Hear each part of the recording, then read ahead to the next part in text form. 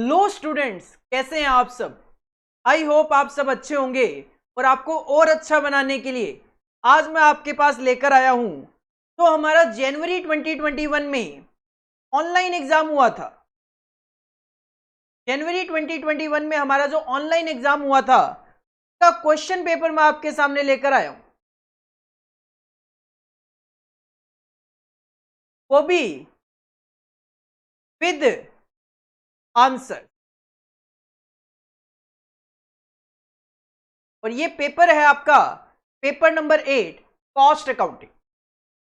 ये एक स्टूडेंट की कॉपी है जो कि इंस्टीट्यूट ने रीवेरिफिकेशन के बाद उनको मेल की थी, तो उस स्टूडेंट से मुझे ये कॉपी रिसीव हुई है। ये कुछ डेटा वगैरह गिवन है। ये स्टूडेंट के मार्क्स थे, 83 मार्क्स आए थे।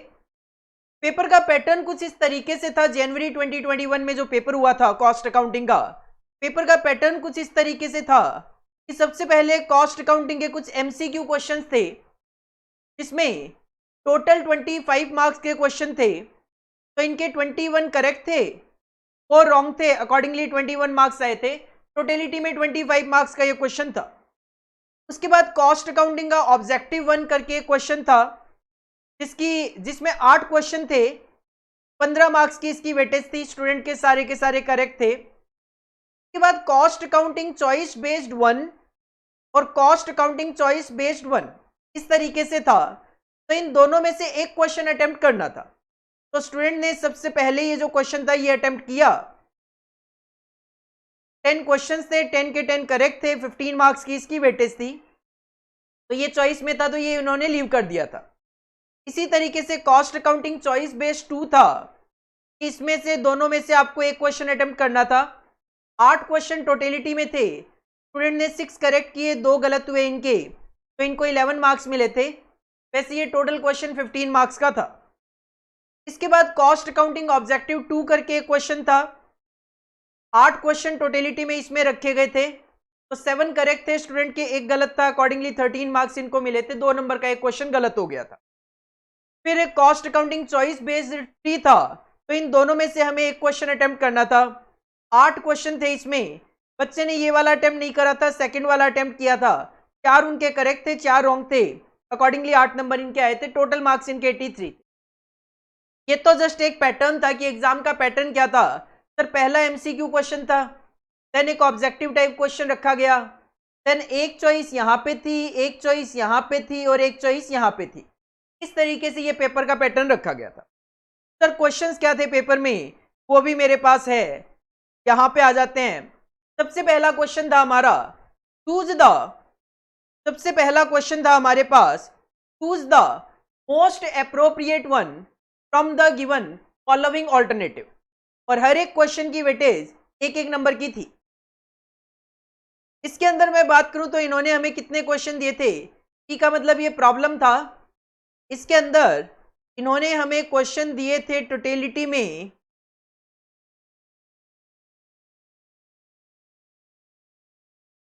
पहले 20 क्वेश्चंस हमें दिए गए थे। पहले हमें 20 क्वेश्चंस दिए गए थे, उसके बाद फिर से प्रॉब्लम लिखा गया, अकॉर्डिंगली इसमें 5 क्वेश्चन दिए गए थे। तो ये ऑब्जेक्टिव टाइप क्वेश्चन था, 25 मार्क्स के ये क्वेश्चन थे। क्या है एक बार ब्रीफली डिस्कस कर लेते हैं।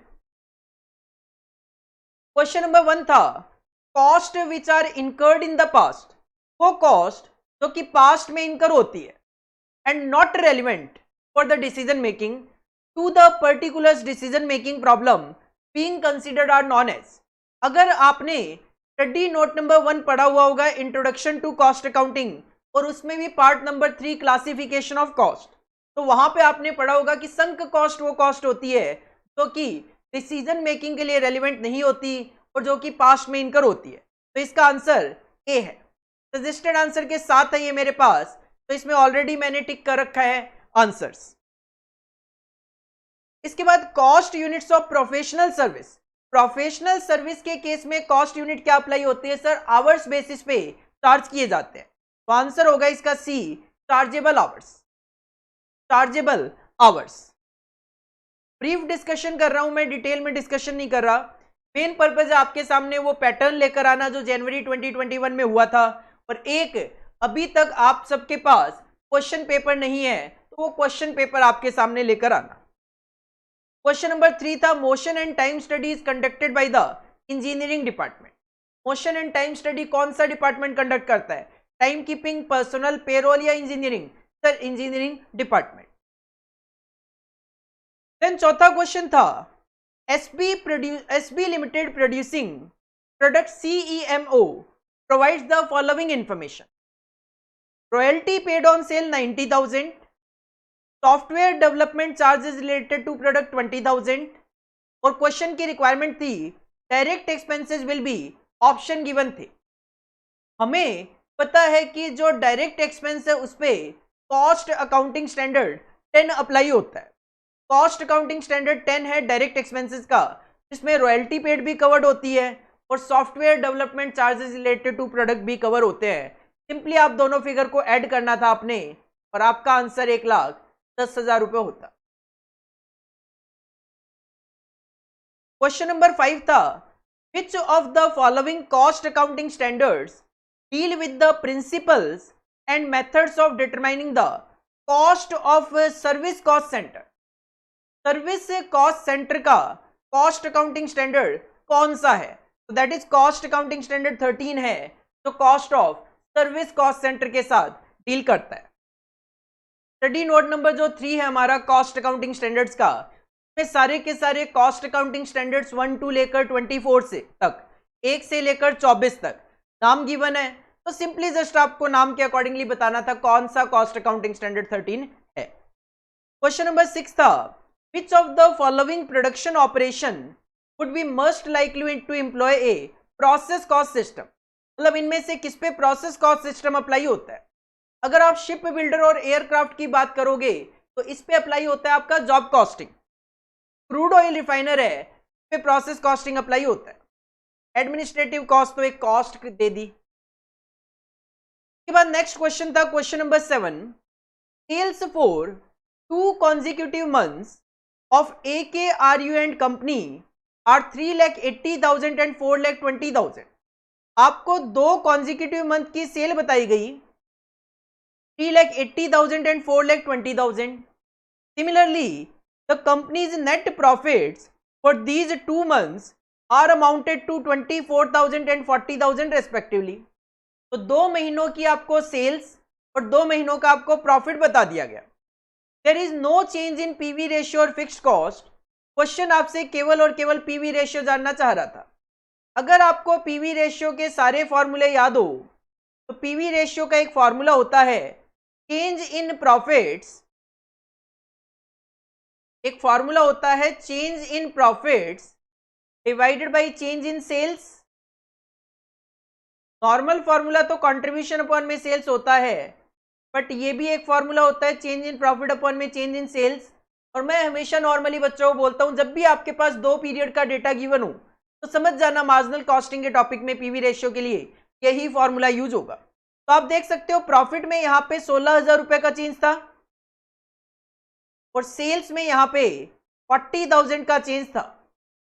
अकॉर्डिंगली आपका 40% आंसर आ रहा था,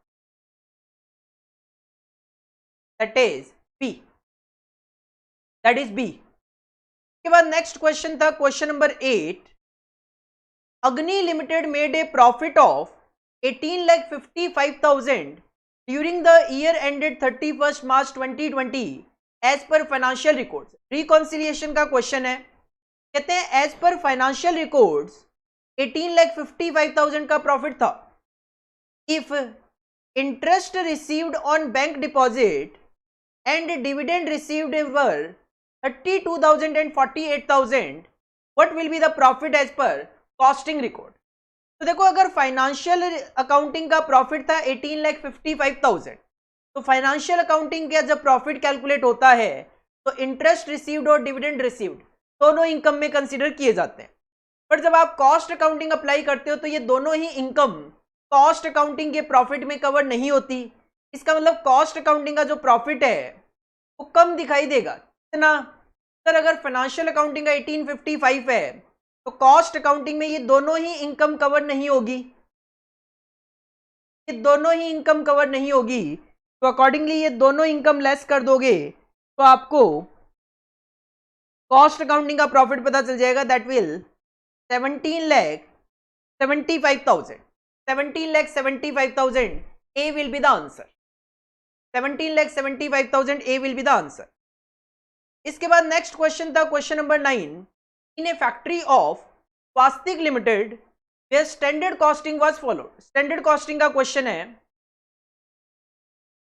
10,000 kg of material at ₹15 per kg were actually consumed। अगर एक्चुअली कंज्यूम्ड की बात करूं तो इसका मतलब एक्चुअल जो कॉस्ट है मटेरियल से रिलेटेड वो आई सर 10,000 इंटू में 15, 1.5 लाख रुपए की, resulting in material cost variance of 2,500 favourable. और अकॉर्डिंगली जब आपने मटेरियल कॉस्ट वेरिएंस कैलकुलेट किया, का फॉर्मूला होता है standard cost minus actual cost. ये मटेरियल कॉस्ट वेरिएंस 2,500 फेवरेबल आया, मतलब पॉजिटिव था। तो क्वेश्चन जानना चाहता है standard material cost of actual production will be. Question standard cost जानना चाह रहा है, तो सर सिंपल यहां से स्टैंडर्ड कॉस्ट पता चल जाती, दैट विल बी 1,52,500। ये इधर आके प्लस हो जाएगा, तो इट विल बी 1,52,500। बड़े सिंपल से क्वेश्चन थे ये जो एमसीक्यू क्वेश्चंस थे। अगर आपका कॉन्सेप्ट क्लियर है तो एक मिनट में आप ये क्वेश्चन सॉल्व इजीली कर सकते थे। इसके अलावा नेक्स्ट क्वेश्चन था क्वेश्चन नंबर 10। इसके बाद यहाँ पे हेडिंग पुट की गई है इन पर्टिकुलर प्रोसेस, मतलब प्रोसेस कॉस्टिंग का क्वेश्चन है, और वो भी वैरायटी की अगर मैं बात करूं तो वर्क इन प्रोग्रेस की जो वैरायटी होती है दैट इज इक्विवेलेंट प्रोडक्शन वाला जो कॉन्सेप्ट होता है उसका ये क्वेश्चन है। In a particular process, 4,000 units are introduced during the month of June 2020। ये तो आपने इंट्रोड्यूस किया, ये तो आपका इनपुट है। 5% of input is normal loss, 5% तो इसका नॉर्मल लॉस में चला गया। तो सर 4,000 में से अगर 5% चला गया 200 यूनिट, 3,800 यूनिट बचती है। उसमें से भी क्लोजिंग वर्क इन प्रोग्रेस में जो है वो है 500 यूनिट, जो कि 60% कंप्लीट है। मतलब वर्क इन प्रोग्रेस में 500 यूनिट है जो कि 60% कंप्लीट है, तो सर ये हो गई 300 यूनिट्स के इक्वल, और 3,300 आपने पूरी कंप्लीट कर दी। कंप्लीटेड यूनिट्स है आपकी 3,300, कंप्लीटेड यूनिट्स है 3,300। What will be the equivalent production for the month of June 2020? Sir, it will be 3,600 units. 3,600 units. Answer will be C. सबसे पहले तो ये 10 क्वेश्चंस आपके पास MCQ फॉर्म में गिवन थे। उसके बाद ऐसा नहीं कि कुछ वैरायटी चेंज हो गई, नहीं, MCQ ही चल रहा था, बस दोबारा से एक हेडिंग पुट कर दी गई प्रॉब्लम नंबर करके, pick up the option that is most appropriate to each. वही एक नंबर की वेटेज के क्वेश्चन थे। क्वेश्चन नंबर 11 था research and development cost just in time से रिलेट करता है, कॉस्ट अकाउंटिंग स्टैंडर्ड 18 है, पॉल्यूशन कंट्रोल से रिलेट करता है या किलोवाट आवर्स। तो सिंपल कॉस्ट अकाउंटिंग स्टैंडर्ड 18 है, research and development cost.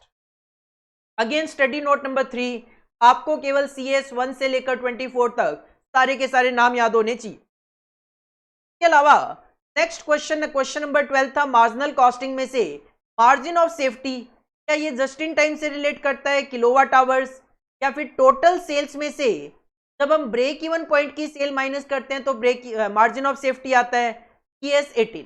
Sir answer is C. आप जब मार्जिन ऑफ सेफ्टी के फॉर्मूले देखते हो, पहला ही फॉर्मूला हम अपनी क्लासेस में यही देखते हैं, टोटल सेल्स में से जब break even point sale minus कर देते हैं that is known as margin of safety. Break even point से ऊपर जितनी भी आप सेल करते हो, all sales is known as margin of safety. Next question था क्वेश्चन नंबर 13, इलेक्ट्रिसिटी कंपनीज में कॉस्ट यूनिट क्या होती है? Kilowatt hour. नेक्स्ट क्वेश्चन था कॉस्ट अकाउंटिंग स्टैंडर्ड 14 कौन सा है? Pollution control cost. ईएस को लेकर भी काफी सारे क्वेश्चन थे इसमें। नेक्स्ट क्वेश्चन था production strategy, total sales less break even point. Sir ये तो मार्जिन ऑफ सेफ्टी है। CS 18 is not related to production strategy. Just in time is a production strategy. एक ऑर्गेनाइजेशन स्टॉक को कम से कम मेंटेन करती है या फिनिश स्टॉक को मेंटेन ना करके जब भी सेल ऑर्डर रिसीव होते हैं तब प्रोडक्शन करे। Just in time is a production strategy. Kilowatt hour से इसका कोई रिलेशन है नहीं। फिर ये 5 क्वेश्चन देने के बाद फिर से इन्होंने हेडिंग पुट कर दी प्रॉब्लम करके, state whether the following statements are true false. मतलब पहले जो 15 क्वेश्चन थे वो एक तरीके से एमसीक्यू रख दिए, 4 ऑप्शन आपको दे दिए थे, उसमें से आपको सही सिलेक्ट करना था। के बाद अगर मैं बात करूं तो प्रॉब्लम नंबर 16, क्वेश्चन नंबर 16 से ट्रू फॉल्स क्वेश्चन स्टार्ट हो गए। वाइटल, एसेंशियल एंड डिजायरेबल तो हम VED एनालिसिस बोलते हैं, मटेरियल चैप्टर का पार्ट है। Analysis is used primarily for control of spare parts. Yes, आप अगर थियोरेटिकली VED एनालिसिस पढ़ेंगे तो स्पेसिफिकली आपको वहां पे लिखा हुआ मिल जाएगा, it is primarily used for control of spare parts. तो it is true, it is totally true. आपके माइंड में आ सकता है कि सर ये आगे क्या गिवन है, कि आगे क्या गिवन है। आगे ये जो गिवन है मेरे अकॉर्डिंगली शायद ये ऐसा है कि जैसे ये क्वेश्चन नंबर 17 है तो इसको 100% स्टूडेंट्स ने अटेम्प्ट किया होगा और 72% स्टूडेंट का आंसर इसमें सही रहा होगा।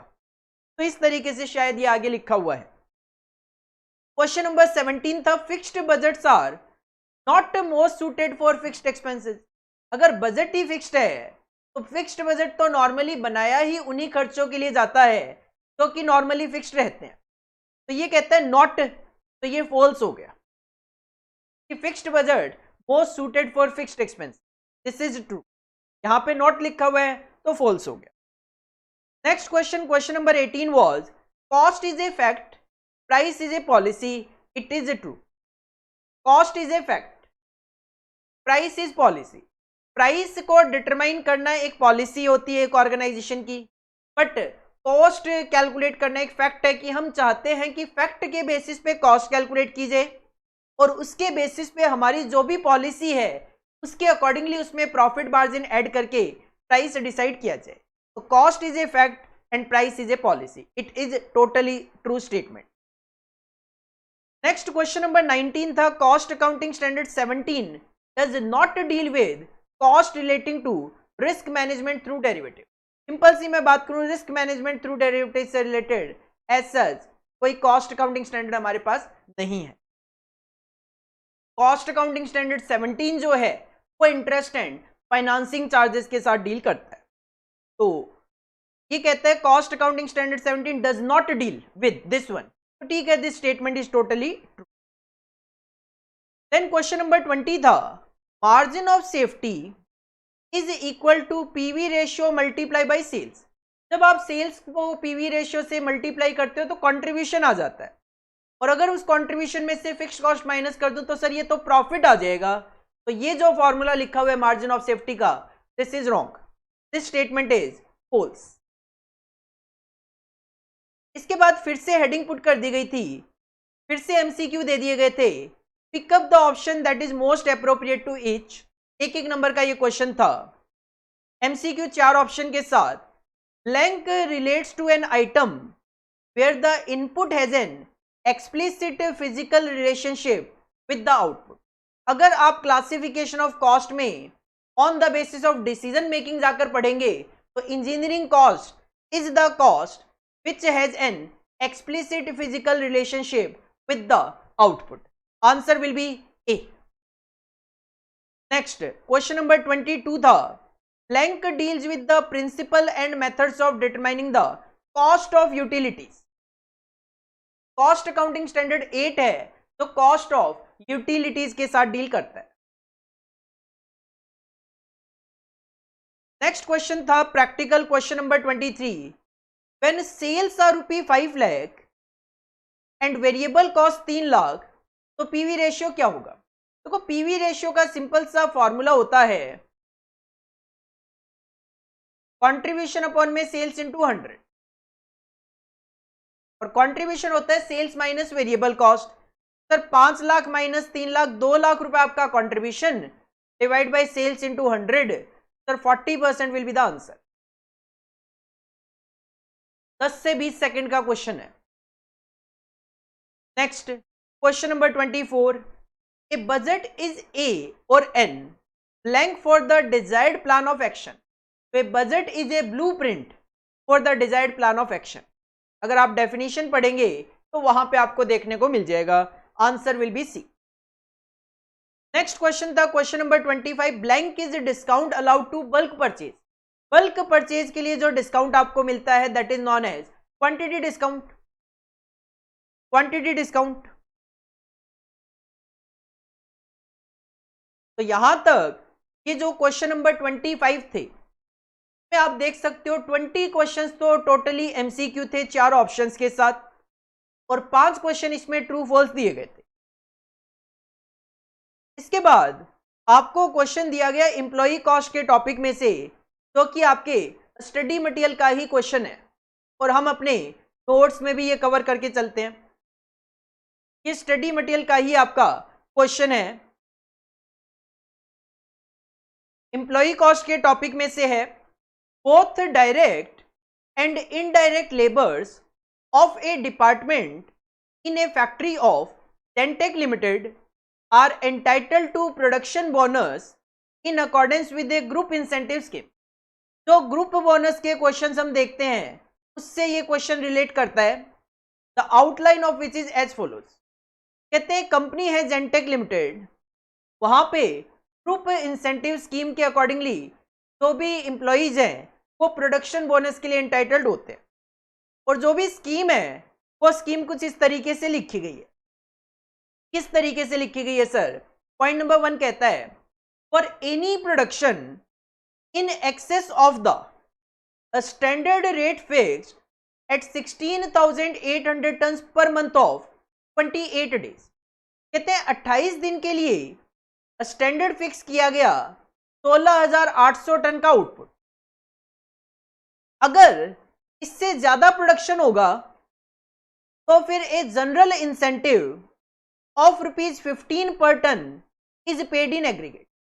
कंपनी कहती है पूरे के पूरे ग्रुप को कि 28 दिन में 28 डेज में आपको 16,800 टन बना के देना है।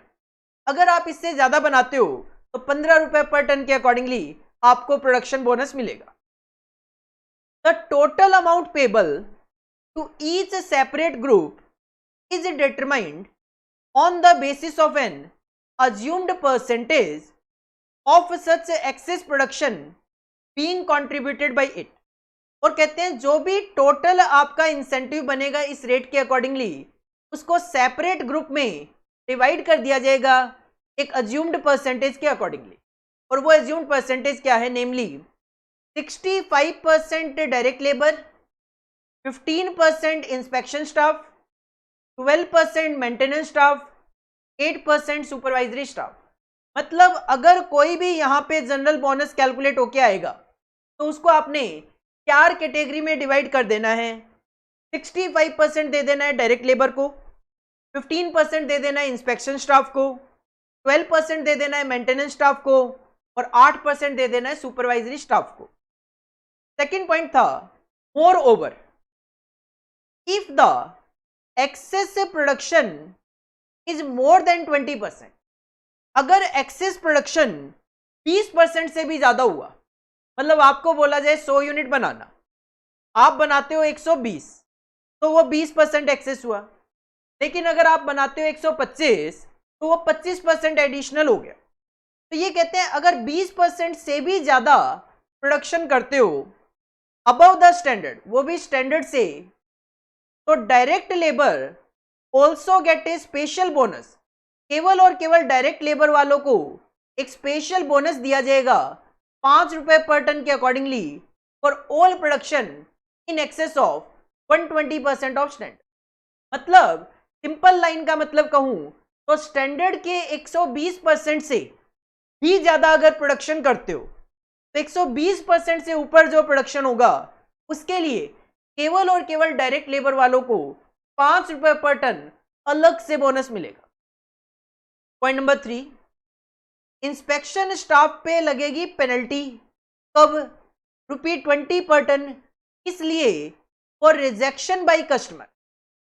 अगर कस्टमर प्रोडक्ट को रिजेक्ट कर देगा तो इंस्पेक्शन स्टाफ पे 20 रुपए पर टन की पेनल्टी लगेगी, बट पूरे पे नहीं, in excess of 2% of production. अगर प्रोडक्शन का 2% से ज्यादा रिजेक्शन होता है तो 2% से ज्यादा तो भी रिजेक्शन होगा, उसमें 20 रुपए पर टन की इंस्पेक्शन स्टाफ पे लगेगी पेनल्टी। और पॉइंट नंबर 4 कहता है मेंटेनेंस स्टाफ पे भी पेनल्टी लगेगी, इसलिए ₹20 per hour for breakdown.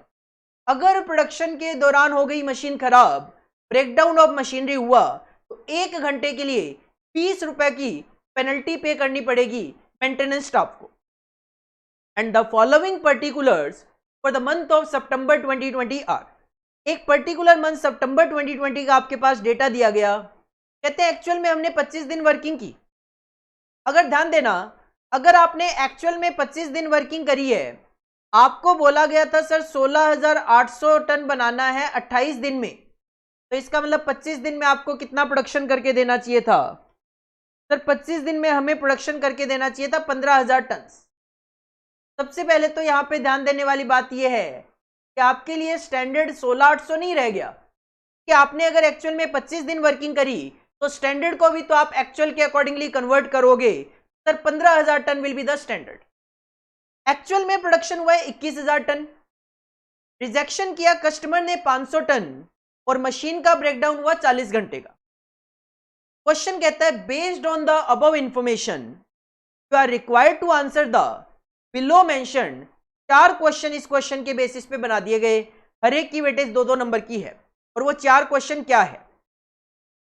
4 question में सबसे पहला क्वेश्चन है what is the amount of general incentive.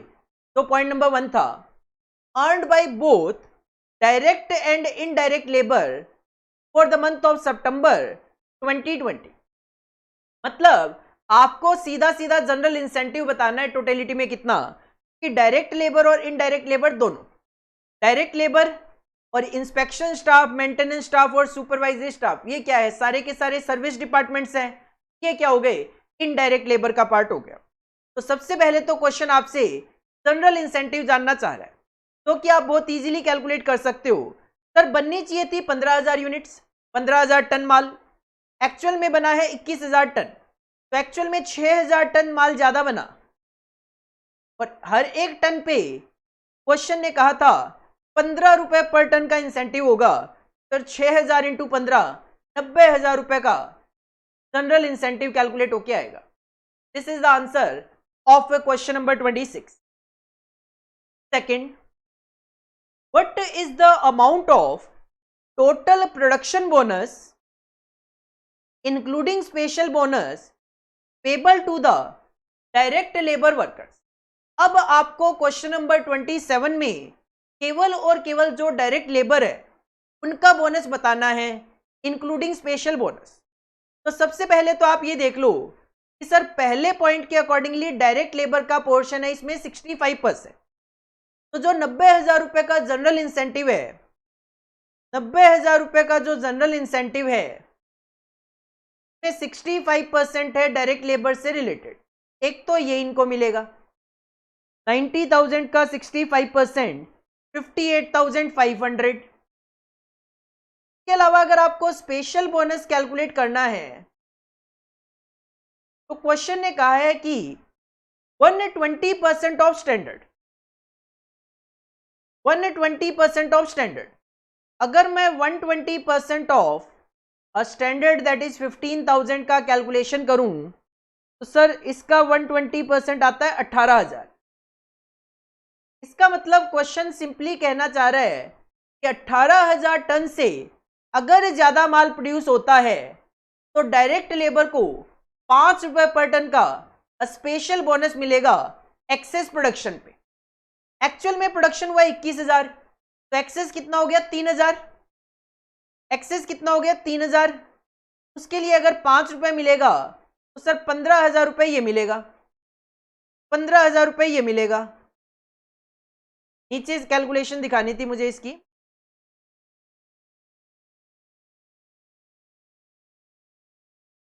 कितना था 3000, 3000 एडिशनल है 5 रुपए पर टन के अकॉर्डिंगली सर 15,000 ये मिलेगा, तो अकॉर्डिंगली ये होगा 73,500। Be will be the answer, be will be the final answer. इसके बाद नेक्स्ट क्वेश्चन पूछा गया 28 इसी से related, what are the amount of penalty imposed on inspection staff and maintenance staff for the month of September 2020। पहले अगर मैं maintenance staff की कैलकुलेशन कर दूं जो कि ज्यादा इजी है, क्योंकि क्वेश्चन ने कहा है कि जो मेंटेनेंस स्टाफ है उस पर 20 रुपए पर आवर ऑफ ब्रेकडाउन की पेनल्टी लगेगी और 40 घंटे का ब्रेकडाउन है तो 40 इंटू 20 सर 800 रुपए की पेनल्टी है मेंटेनेंस स्टाफ की। आंसर तो मैं इसी के बेसिस पे दे सकता हूं, 800 जो है वो केवल और केवल सी में है, तो आंसर तो सी ही होगा। बट आपके लिए इंस्पेक्शन स्टाफ की कैलकुलेशन भी कर देता हूं। इंस्पेक्शन स्टाफ के लिए क्वेश्चन ने कहा अगर 2% ऑफ प्रोडक्शन 2% ऑफ प्रोडक्शन की अगर मैं बात करूं तो सर प्रोडक्शन हुआ है टोटलिटी में 21,000 टन, इसका 2% होता है 40,000 का 2% सर 420। का मतलब क्वेश्चन कहना चाह रहा है अगर 420 टन से ज्यादा कस्टमर रिजेक्ट करता है तो उसके लिए फिर 30 रुपए पर टन की पेनल्टी लगेगी। एक्चुअल में रिजेक्शन हुआ है 500 टन, तो कितना एडिशनल रिजेक्शन हो गया 80 टन, तो 80 मल्टीप्लाई बाई 20 1600 रुपए, 80 मल्टीप्लाई बाई 20 1600 रुपए। आंसर तो ऑफकोर्स सी ही होगा आपका। और इसी पे बेस्ड लास्ट क्वेश्चन नंबर 29 पूछा गया, the production bonus earned bye inspection staff for the month of September 2020 is. Inspection staff का प्रोडक्शन बोनस कितना होगा? तो सर हमने जनरल इंसेंटिव कैलकुलेट किया है टोटलिटी में 90,000 और इंस्पेक्शन स्टाफ का पार्ट है इसमें 15% का, तो 90,000 का 15%, 90,000 का 15%, सर ये तो आ रहा था 13,500, लेकिन इन पे 1,600 रुपए की पेनल्टी भी लग गई तो माइनस हो जाएगी, तो अकॉर्डिंगली इनका जो प्रोडक्शन बोनस होगा वो बचेगा 11,900। 11,900 will be the final answer.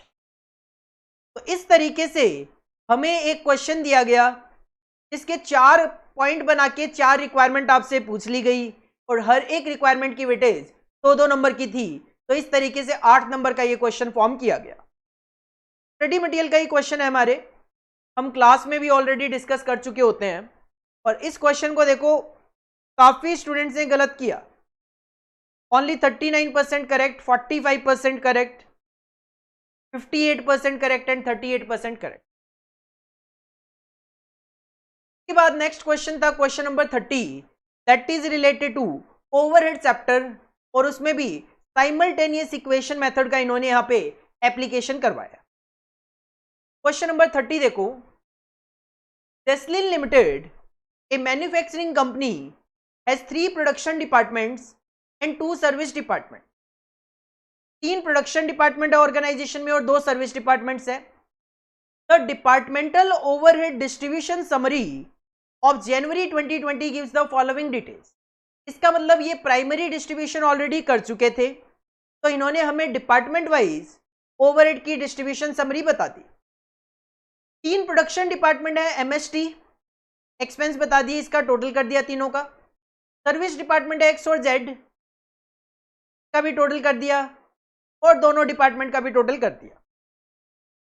Then कहते हैं the service department expenses are charged on percentage basis. Service department X को आपने 20, 25, 35 और 20% डिस्ट्रीब्यूट करना है और जेड को आपने 25, 25, 40 और 10% डिस्ट्रीब्यूट करना है। The company uses the simultaneous equation method for apportionment and distribution of service department overhead expense to the production department. Secondary distribution का मेथड आपको बता दिया गया, simultaneous equation method. Present figure to nearest rupee तक हमें answer देने हैं। Based on the above information answer the below mentioned 4 question. नीचे 4 क्वेश्चन दे दिए गए और हमें उनका एक एक करके आंसर देना है। फिर सबसे पहले पूछा गया what is the total overhead expense of service department Z. कहते हैं सर्विस डिपार्टमेंट जेड के टोटल ओवरहेड एक्सपेंसेस कितने होंगे, इसका खुद का portion its one plus x में शेयर मिलाकर। तो हमें पता है कि जब साइमल्टेनियस इक्वेशन अप्लाई होता है तो उस सिचुएशन में हम साइमल्टेनियस इक्वेशन बनाया करते हैं। और साइमल्टेनियस इक्वेशन बनाने के लिए हम यहाँ पे सबसे पहले सर्विस डिपार्टमेंट कंसीडर करते हैं, एक्स और Z, these are the 2 service department.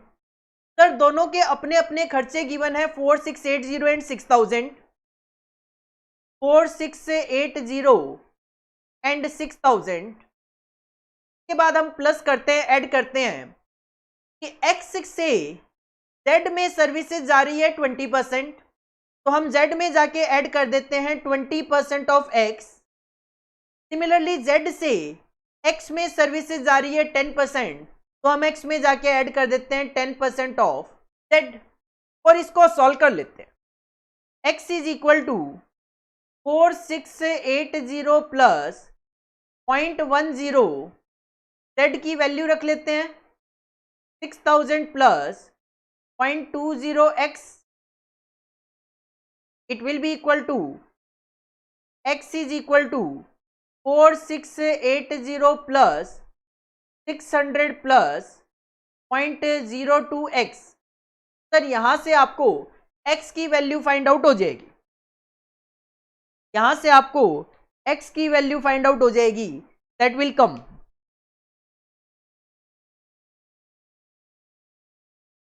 Sir ये आ रहा है राउंड ऑफ अगर मैं कर दूं तो 5388 आ रहा है। अगर z की वैल्यू निकालनी है तो 6000 प्लस 0.20, x की वैल्यू 5388। तो सर यहां से आपको z की वैल्यू फाइंड आउट हो जाएगी, that will be round of में ये आ रहा है 7078, राउंड ऑफ में ये आ रहा है 7078। तो आंसर होगा आपका ए। पहला पॉइंट ये पूछा। उसके बाद इन्होंने क्वेश्चन नंबर 31 में कहा 2 मार्क्स की वेटेज रखी इसकी, what is the total overhead expense of department M after secondary distribution. कि जब सेकेंडरी डिस्ट्रीब्यूशन कंप्लीट हो जाएगा तो उसके बाद एम के टोटल ओवरहेड के खर्चे क्या होंगे। देखो हम बनाया करते थे स्टेटमेंट ऑफ सेकेंडरी डिस्ट्रीब्यूशन में सबसे पहले तो हमारे पास ओवरहेड के खर्चे गिवन होते थे वो हम लिख लेते थे। जैसे यहाँ पे गिवन है 16, 13, 14, 16, 13 और 14।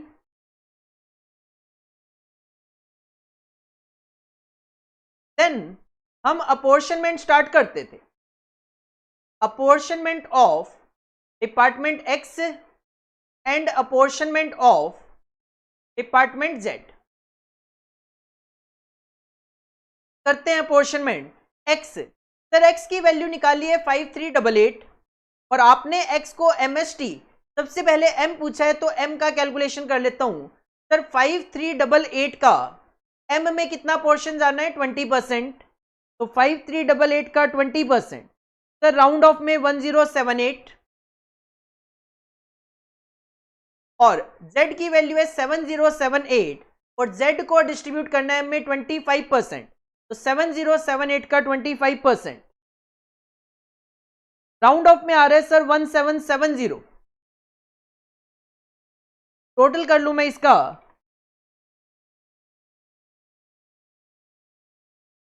$18,848 आ रहा है, तो राउंड ऑफ में 18,847 will be the answer. Similarly question number 32 में इन्होंने कहा what is the total overhead expense of department S after secondary distribution. तो एस के लिए भी कैलकुलेशन कर लो। एक्स की वैल्यू है 5388, तो आपने एस में 25% डिस्ट्रीब्यूट करना है। 5388 का 25%, सर 1347 एग्जैक्ट फिगर है और Z है 7078 जो कि S में डिस्ट्रीब्यूट होना है अगेन 25%। 7078 का 25% तो 1770 होता है। इसका टोटल किया था मैंने 18848, राउंड ऑफ में 18847 लिख दिया। इसका टोटल आ जाएगा आपका 16117, 16117। ठीक है, राउंड ऑफ में 16116 आप कर सकते हो। सिमिलरली 33 में कहा total overhead expense of department T after secondary distribution. तो सर टी की भी कैलकुलेशन कर लो। 5388 है एक्स की वैल्यू और टी में डिस्ट्रीब्यूट होना है 35%। 5388 का 35%, तो राउंड ऑफ में 1886, 1886 और 1886 और Z की वैल्यू है 7078 का 40%, तो 2831 in round off, 2831 in round off क्या आ जाएगा आपका 18717,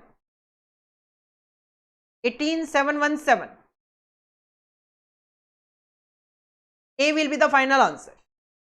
कहीं ना कहीं आप देखोगे नो डाउट ये पेपर एमसीक्यू था जरूर, बट कहीं ना कहीं आपको सारी की सारी कैलकुलेशन वैसे ही तो करनी पड़ रही है जैसे कि आप करते थे सब्जेक्टिव पेपर में, डिस्क्रिप्टिव पेपर में। कहीं ना कहीं कॉन्सेप्ट तो वही, सारी की सारी चीजें हमें पता होनी चाहिए। अब कई बार बच्चे कहते हैं सर एमसीक्यू पेपर आएगा, एमसीक्यू पेपर आएगा।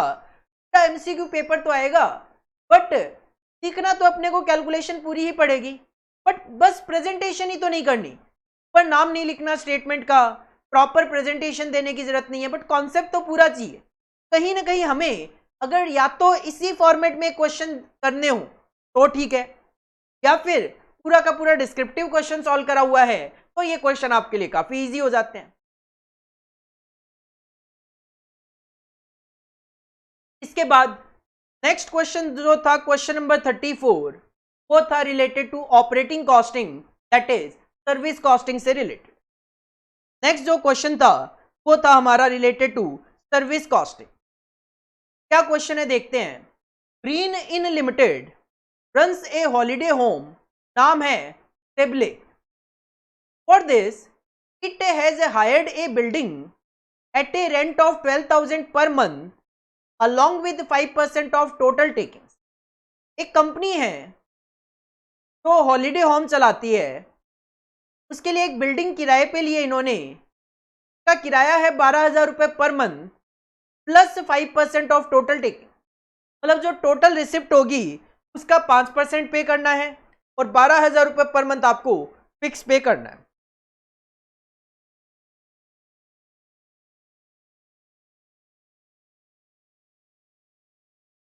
तीन तरीके के रूम्स है इनके पास।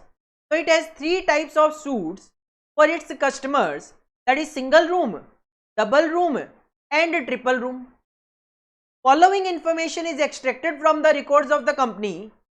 सिंगल रूम है 100, डबल रूम है 50, ट्रिपल रूम है 30 और इनकी ड्यूरिंग द पीरियड ऑक्यूपेंसी रहती है 90%, 75% और 50%। कहते हैं the rent of double room suited to be fixed at 2.5 times of the single room। इसका मतलब अगर मैं कहूं सिंगल रूम का रेंट x होगा तो डबल रूम का रेंट जो है वो 2.5x होगा। And that of triple room suite as twice of the double room suite. तो ट्रिपल रूम का रेंट होगा ट्वाइस डबल रूम का भी, तो डबल रूम का 2.5x होगा तो ट्रिपल रूम का इट विल बी 5x। ये रेंटल होंगे। The other expenses for the year 2019 are as follows.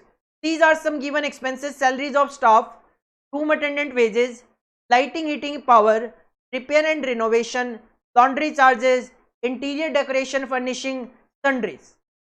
MCQ के पॉइंट ऑफ व्यू से क्वेश्चन है, आप इसको सिंपली टोटल कर लीजिए कितना खर्चा है ये।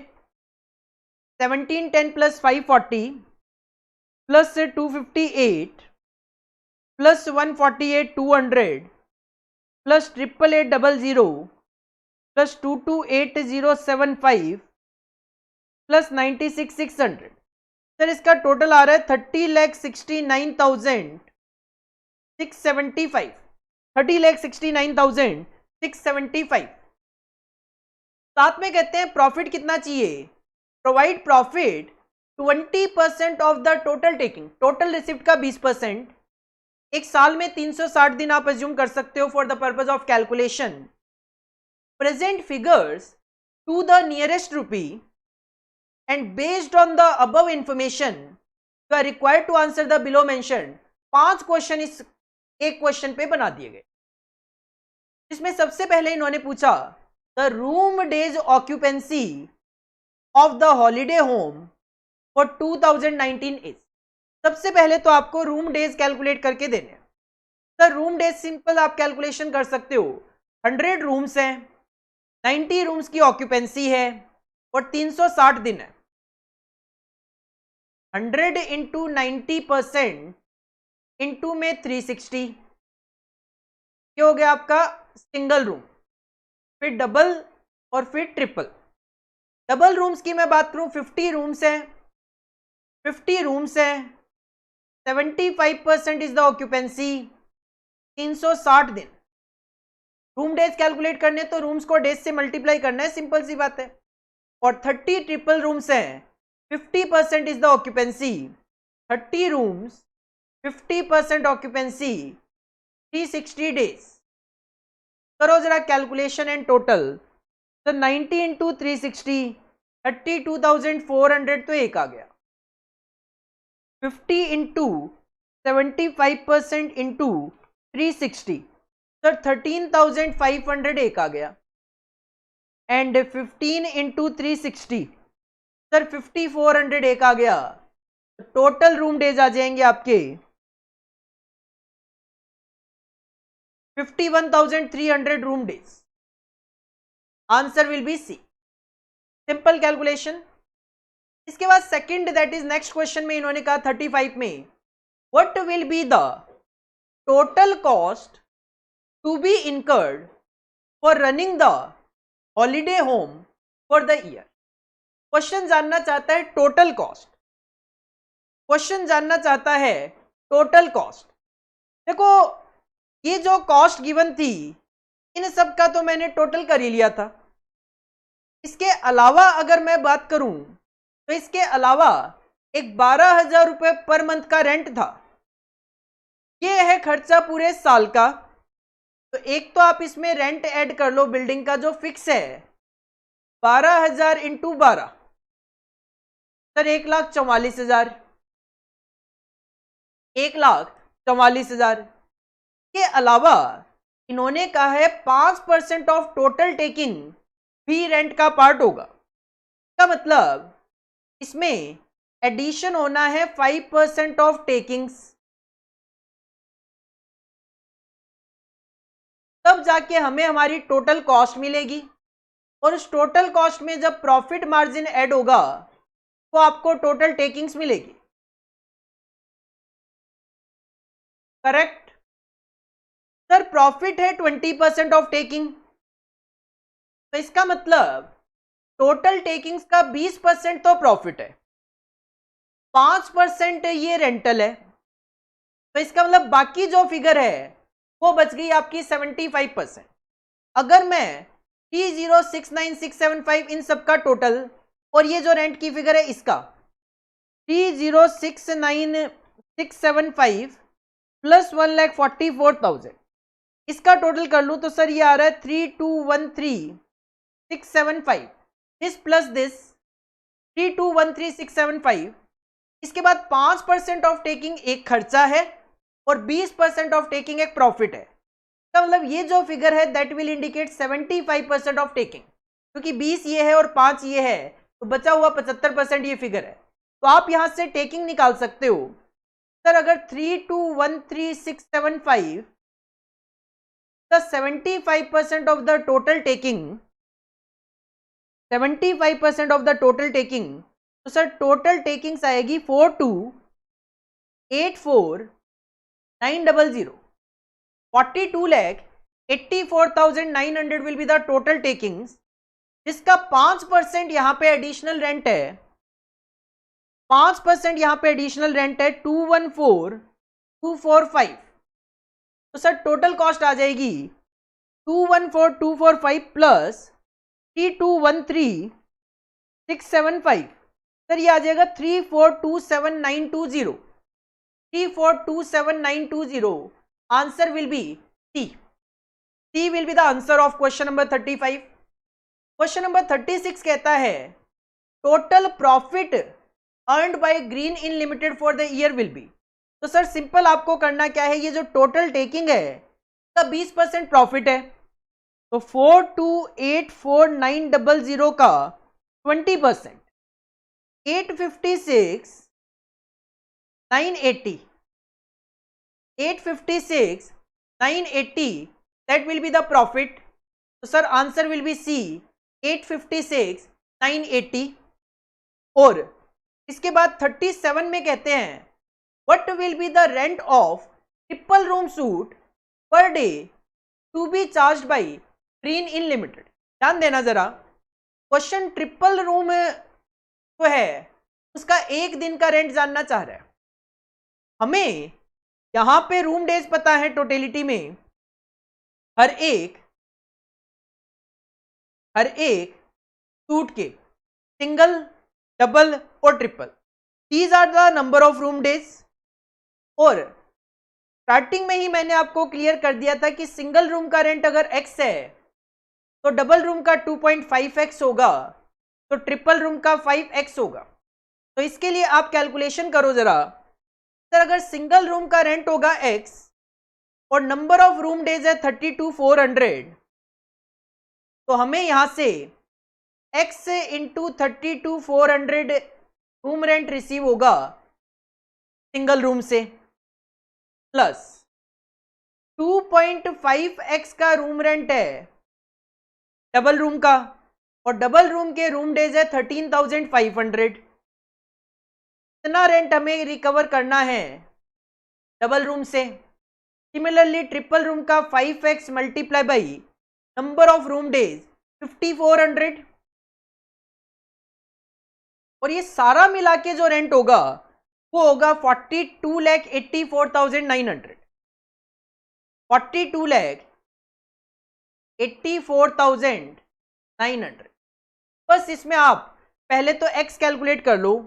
Sir 32,400x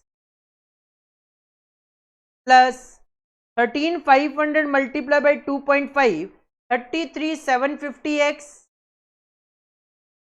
plus 5,400 into 5, 27,000x, that should be equal to 42,84,900। तब सबसे पहले तो आपको x पता चल जाएगा, 32,400 प्लस 33,750 प्लस 27,000। सर x आ गया 93,150, ये है 42,84,900। तो सिंगल x की वैल्यू आ जाएगी, सर x आ गया 46। क्वेश्चन जानना चाहता है ट्रिपल रूम का रेंट जो कि 5x है, तो ट्रिपल रूम का जो रेंट होगा वो इसका 5 गुना होगा। 5 इंटू 46 कर लो, sir it will come 230। Final answer will be A 230। और लास्ट क्वेश्चन इससे रिलेटेड जो पूछा गया इस क्वेश्चन से related, that was question number 38। The monthly rent of the building hired payable for the holiday home is. Monthly rent कितना होगा? तो देखो आप देख सकते हो कि मंथली रेंट एक 12,000 रुपए तो था ही, मंथली रेंट 12,000 रुपए तो था ही, लेकिन 5% ऑफ टेकिंग भी था, जो कि हमने कैलकुलेट कर लिया था। सर रेंट कैलकुलेट होके आ रहा है 214,245, 2,14,245, 214,245, लेकिन ये पूरे साल का आया था। तो क्वेश्चन एक महीने का जानना चाह रहा है तो डिवाइड बाई 12 करके देख लो। 214,245 डिवाइडेड बाई 12, सर ये आ रहा है राउंड ऑफ में 17854, 17854। टोटल जो मंथली रेंट हो जाएगा वो हो जाएगा 29854। Final answer will B T. इस तरीके से सर्विस कॉस्टिंग में से एक क्वेश्चन बनाया गया, इसमें से 5 रिक्वायरमेंट पूछ ली गई और टोटल वेटेज की मैं बात करूं तो 2 + 3 5, देन एक एक नंबर के क्वेश्चन थे। 8 नंबर का क्वेश्चन इस तरीके से आपके जनवरी 2021 में एग्जाम में पूछा गया था। क्वेश्चन नॉर्मल थे सारे के सारे क्वेश्चंस में, एज सच कोई ट्रिकी पॉइंट नहीं थे, बस पैटर्न चेंज किया गया था। इसके बाद नेक्स्ट जो क्वेश्चन है वो दिया गया आपको रिकॉन्सिलिएशन के टॉपिक में से। ये दिया गया आपको रिकॉन्सिलिएशन के टॉपिक में से, that is question number 39। Question number 39, एंटुआ limited has furnished the following information from the financial books for the year ended 31st March 2020। आपको फाइनेंशियल बुक्स दी गई है, प्रॉफिट एंड लॉस अकाउंट बना के दिया गया है। Opening stock, material, wages, credit side में सेल, क्लोजिंग स्टॉक, सीपी निकाल दिया। देन इसको आगे कैरी करके factory overhead, admin overhead, selling expense, paid debts, preliminary expense डाल दिए। इनकम साइड में बात करूं इंटरेस्ट और रेंट रिसीव्ड इनकम डाल दी। तो as per financial books net profit आ गया 1,92,000। देन इन्होंने कहा the cost sheet shows the cost of material at ₹104 per unit. एक यूनिट की कॉस्ट 104 रुपए के अकॉर्डिंगली दिखाई गई है मटेरियल की। अगर मैं बात करूं तो यहां पे कितनी दिखाई गई है, तो अगर मैं प्रोडक्शन यूनिट कैलकुलेट करूं तो सर प्रोडक्शन यूनिट का फॉर्मूला होता है sale plus closing minus opening. Sale 10,250 unit plus 250 units minus 500, तो प्रोडक्शन यूनिट 10,000 है। और 10,000 को अगर मैं 104 रुपए पर यूनिट से मल्टीप्लाई करूंगा तो ये मेरा 10,40,000 ही आएगा। मतलब मटेरियल कंज्यूम्ड की कॉस्ट फाइनेंशियल बुक्स और कॉस्ट अकाउंटिंग में सेम है। And the labour cost at ₹60 per unit. Sir wages की कॉस्ट 10,000 यूनिट इंटू 60 करोगे तो 6 लाख, तो मतलब वेजेस की कॉस्ट भी फाइनेंशियल बुक्स और कॉस्ट अकाउंटिंग में सेम है। देन कहते हैं factory overheads are absorbed at 60% of labour cost. जब लेबर की कॉस्ट आपकी 6 लाख रुपए है तो उसका 60% मतलब 3,60,000 रुपए आपका फैक्ट्री ओवरहेड होगा। And admin overhead at 20% of factory cost. आपकी मटेरियल की कॉस्ट है 10,40,000। 10,40,000 चलो बाद में कंसीडर करते हैं। वर्क इन प्रोग्रेस है या नहीं है क्वेश्चन में, चलो नहीं है तो कैलकुलेशन कर देता हूं। 10,40,000 रुपए आपकी मटेरियल की कॉस्ट है, लेबर की कॉस्ट है आपकी 6 लाख, तो आपका जो प्राइम कॉस्ट है एज पर कॉस्ट शीट आपका प्राइम कॉस्ट आ जाएगा 16,40,000 में। आप ऐड किया करते हो फैक्ट्री ओवरहेड, तो कि ऐड करोगे 3,60,000, वर्क इन प्रोग्रेस है नहीं, तो ये आपका फैक्ट्री कॉस्ट होगा 16,40 प्लस 3,60, सर 20 लाख रुपए मेरा फैक्ट्री कॉस्ट होगा।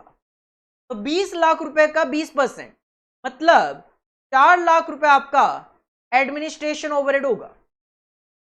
Selling expenses are charged as 24 per unit. 24 रुपए पर यूनिट के अकॉर्डिंगली आपको सेलिंग एक्सपेंस लेना है। आप देख सकते हो क्वेश्चन में आपने 10,250 यूनिट बेची है। सेलिंग एक्सपेंसेस केवल उन्हीं यूनिट्स पे आते हैं जो कि आप बेचते हो, तो 10 250 इंटू 24, तो सर सेलिंग एक्सपेंस होंगे 2,46,000 के। Opening stock of finished goods is valued at 180 per unit. Opening stock को 180 पे वैल्यू किया गया है, यहां पे ओपनिंग स्टॉक को 140 पे वैल्यू किया गया है। तो यहां पे अगर मैं बात करूं यूनिट्स तो 500 है तो 500 ही होगी। तो opening stock of finished goods की वैल्यू की अगर मैं बात करूं, sir opening stock of finished goods की वैल्यू होगी 500 यूनिट है, 180 पे वैल्यू करोगे तो 90,000 रुपए कैलकुलेट होके आएगा। ठीक है, मैंने ये सारी फिगर्स कैलकुलेट कर ली। अब रिक्वायरमेंट देखते हैं। What is the profit as per cost account for the year ended 31 March 2020। Cost sheet के अकॉर्डिंगली प्रॉफिट बताना है। सर फैक्ट्री कॉस्ट निकाल लिया था, फैक्ट्री कॉस्ट में आप ऐड कर लोगे एडमिन ओवरहेड 4 लाख रुपए का, 24 लाख रुपए आपका कॉस्ट ऑफ प्रोडक्शन आ जाएगा। कॉस्ट ऑफ प्रोडक्शन में आप ऐड करते हो ओपनिंग फिनिश गुड्स और माइनस कर देते हैं हम closing finish goods. Opening finish goods की वैल्यू 90,000 निकाल दी थी मैंने, क्लोजिंग की वैल्यू आप निकाल लो। देखो क्लोजिंग की वैल्यू की बात करें तो 250 यूनिट आपके पास क्लोजिंग स्टॉक में, प्रोडक्शन मैंने 10,000 यूनिट कैलकुलेट करवाई दिया, तो सर 24 लाख रुपए की अगर कॉस्ट ऑफ प्रोडक्शन है 10,000 यूनिट के लिए और हमारे पास अगर 250 यूनिट क्लोजिंग स्टॉक में है तो इसकी वैल्यू क्या हो गई देख लो, ये आ गया 60,000, 60,000 रुपए क्लोजिंग स्टॉक की वैल्यू आ गई। तो सर ये आ गया आपका COGS cost of good sold.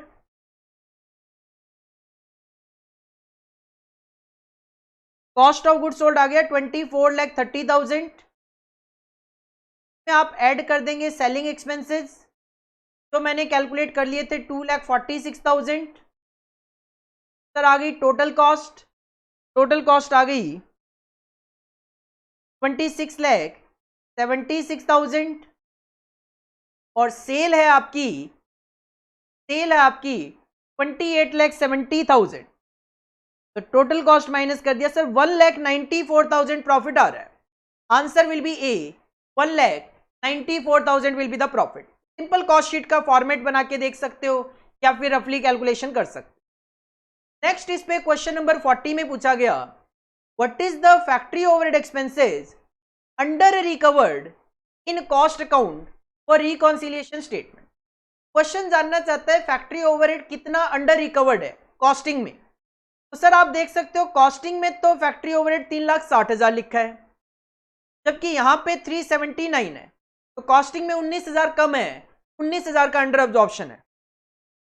B will be the answer, sir 19,000 under absorption है। 41 में पूछा what is the selling overhead expenses overcharged in cost account, कि कॉस्टिंग में सेलिंग ओवरहेड कितना ज्यादा है।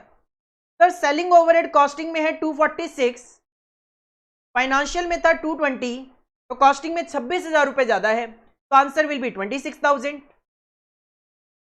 बहुत सिंपल। नेक्स्ट क्वेश्चन था 42 the value of closing stock over valued in cost account. Cost accounting में क्लोजिंग स्टॉक कितना ओवर वैल्यू है। सर क्लोजिंग स्टॉक है 60,000 रुपए कॉस्टिंग में, जबकि फाइनेंशियल अकाउंटिंग में ये केवल और केवल 50,000 है, तो 10,000 ज्यादा वैल्यू है, तो answer will be 10,000। Answer will be 10,000 C. Next question number 43 कहते हैं admin overhead expense under charge in cost accounting. Cost accounting में एडमिन ओवरहेड कितना कम है। तो सर एडमिन ओवरहेड कॉस्टिंग में तो है 4 लाख, जबकि फाइनेंशियल अकाउंटिंग में ये लिखा हुआ है 424। सर कॉस्ट अकाउंटिंग में ये 24,000 रुपए कम है, 24,000 will be the answer. Easy question जिसकी वेटेज अगर मैं टोटलिटी में बात करूं तो 1 2 3 4 और 3 7 मार्क्स की इस रिकॉन्सिलिएशन की वेटेज रखी गई। काफी इजी क्वेश्चन है, ज्यादा कुछ नहीं है, कॉस्ट शीट बनाकर आप सारे के सारे क्वेश्चन के आंसर बहुत इजीली दे सकते। के बाद नेक्स्ट जो सेक्शन था वो था चॉइस बेस्ड 1, मतलब यहां पे चॉइस थी, चॉइस बेस्ड 1 आप अटेम्प्ट करना चाहो तो क्वेश्चन नंबर 44 या 45 अटेम्प्ट कर लो, या फिर चॉइस बेस्ड 2 जो था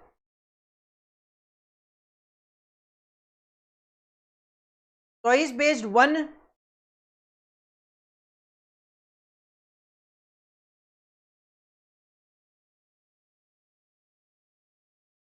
और चॉइस बेस्ड 2।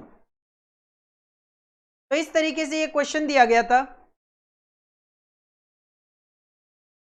15-15 नंबर के दोनों क्वेश्चन थे, आप इनमें से कोई भी एक अटेम्प्ट कर सकते थे। तो अगर मैं बात करूं तो यहां पे क्वेश्चन नंबर 44 जो था वो थ्योरी क्वेश्चन था। What is transportation cost as defined in CS5।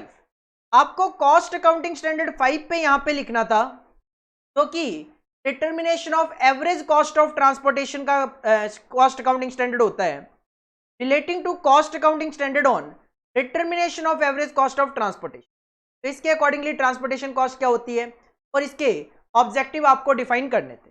8 number का थ्योरी क्वेश्चन पूछा गया था।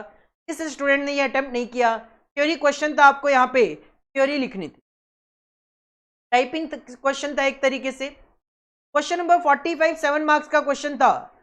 आपसे पूछा गया था what are the methods for apportioning of joint cost to joint product.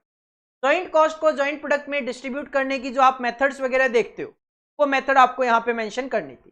Tree-top method, NRV method, contribution margin method, physical output method, तो भी मेथड्स थे वो आपको यहाँ पे ब्रीफली एक्सप्लेन करने थे 7 नंबर की वेटेज के साथ।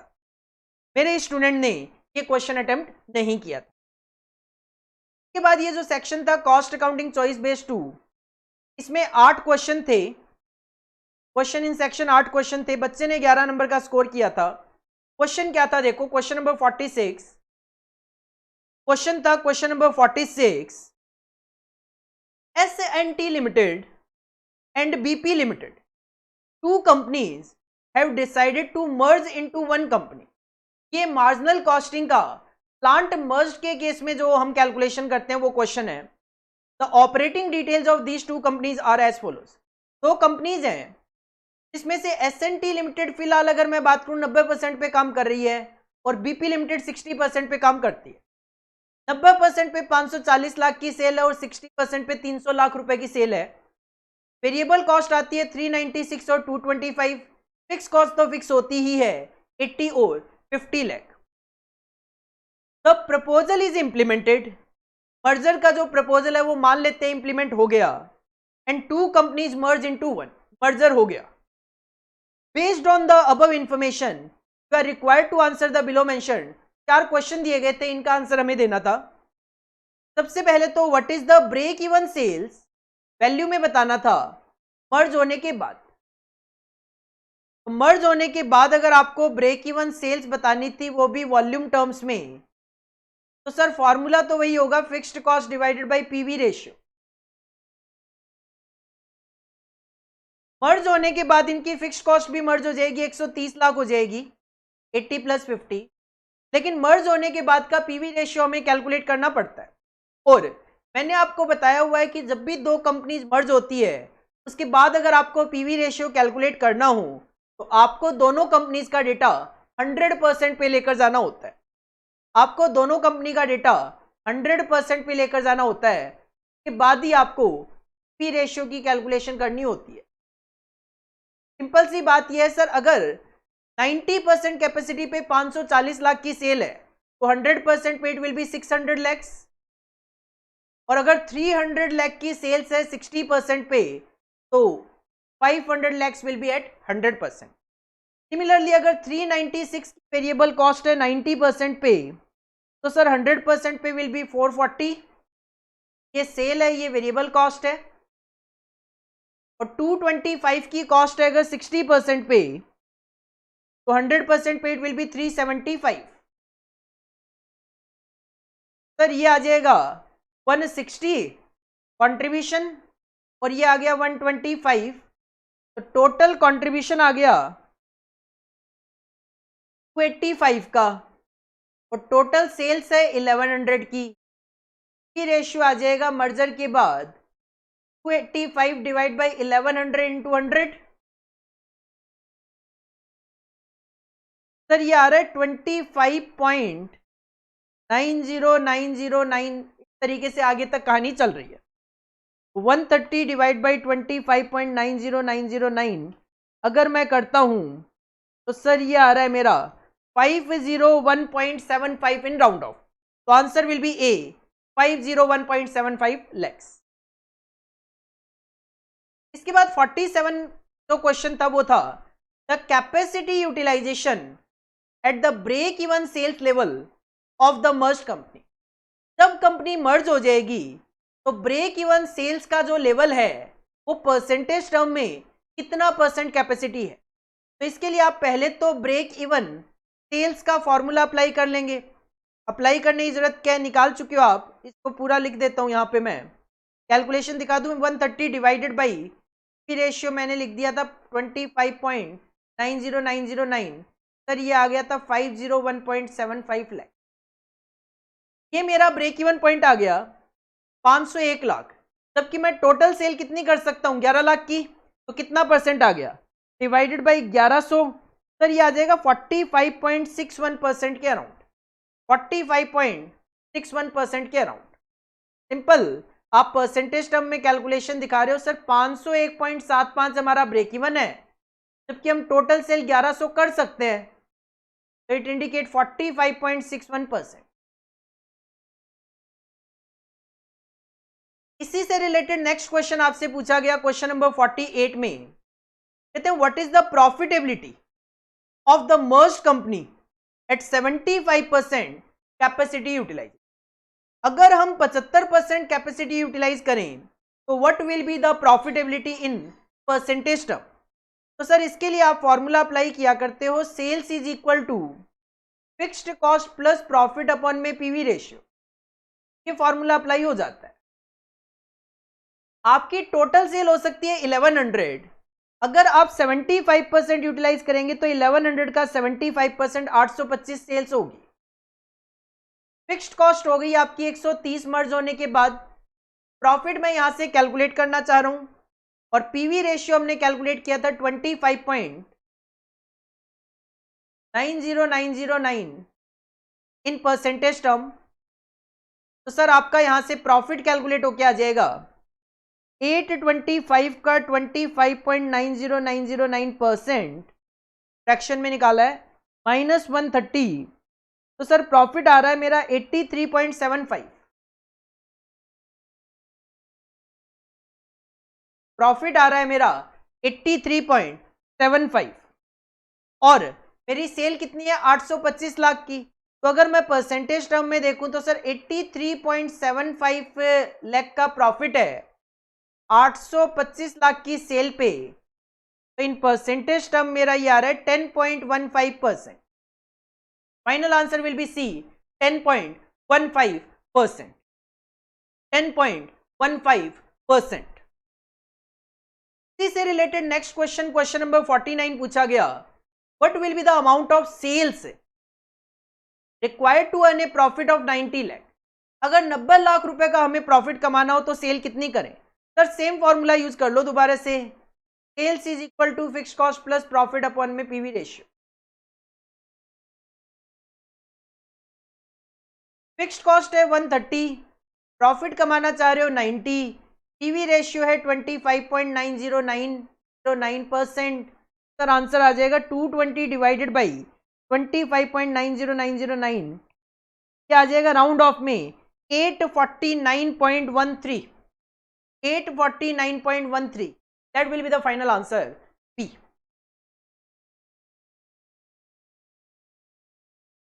के बाद नेक्स्ट क्वेश्चन भी मार्जिनल कॉस्टिंग से रिलेटेड ही था, नेक्स्ट प्रॉब्लम भी मार्जिनल कॉस्टिंग से ही रिलेटेड थी। The following parameters are available from the records of Ventech industries limited as at 31 March. एक कंपनी का आपके पास डेटा गिवन था, वो भी 2 साल का। जैसा कि मैं हमेशा कहता हूं, जब भी आपको 2 पीरियड का डेटा दिखाई दे जाए, आप समझ जाना आपका जो पीवी रेशियो की कैलकुलेशन है उसके लिए formula change in profit upon में change in sales in 200 apply होना है। सर 2 साल का डेटा गिवन है, दोनों की सेल गिवन है और दोनों का प्रॉफिट गिवन है। There is no change in PV ratio और fixed cost, and based on the above information you are required to answer the below 4 question. 4 question इस पे बना दिए। सबसे पहले तो क्वेश्चन जानना चाहता था what is the fixed expenses for the period. Fixed expenses भी अगर आपको कैलकुलेट करने हैं, पहले तो आपको पीवी रेशियो कैलकुलेट करना पड़ेगा। सर चेंज इन सेल्स है 50 लाख और चेंज इन प्रॉफिट है 20, तो पीवी रेशियो आ गया 20 अपॉन में 50 इंटू 100, 40%। जब आपको पीवी रेशियो पता चल गया तो आप दोनों में से कोई भी एक साल को पिक कर लो। से एग्जांपल मैंने 2019 पिक कर लिया और सेल्स का फॉर्मूला यूज कर लो, sale is equal to fix cost plus profit upon में पीवी रेशियो। सर सेल है 2019 में 150 लाख, फिक्स कॉस्ट में कैलकुलेट करना चाहता हूं, किसी भी पीरियड में कैलकुलेट कर लो, फिक्स कॉस्ट में कोई चेंज तो है नहीं, चाहे 19 में कैलकुलेट करो चाहे 20 में, आनी तो सेम है। फिक्स कॉस्ट प्लस 2019 में 30 लाख का प्रॉफिट था, पीवी रेशियो 40%। सर यहां से फिक्स कॉस्ट आ गई 150 का 40% 60 माइनस 30 30, सर 30 लाख रुपए की फिक्स कॉस्ट आ गई। Answer will be 30 lakh, answer will be 30 lakh. 51 question कहता है break even level of sales for the company is. Rupee term में आपको ब्रेक इवन सेल्स कैलकुलेट करके बतानी है। फॉर्मूला होता है fixed cost divided by PV ratio. Sir 30 upon में 40%, 75 lakh will be your answer.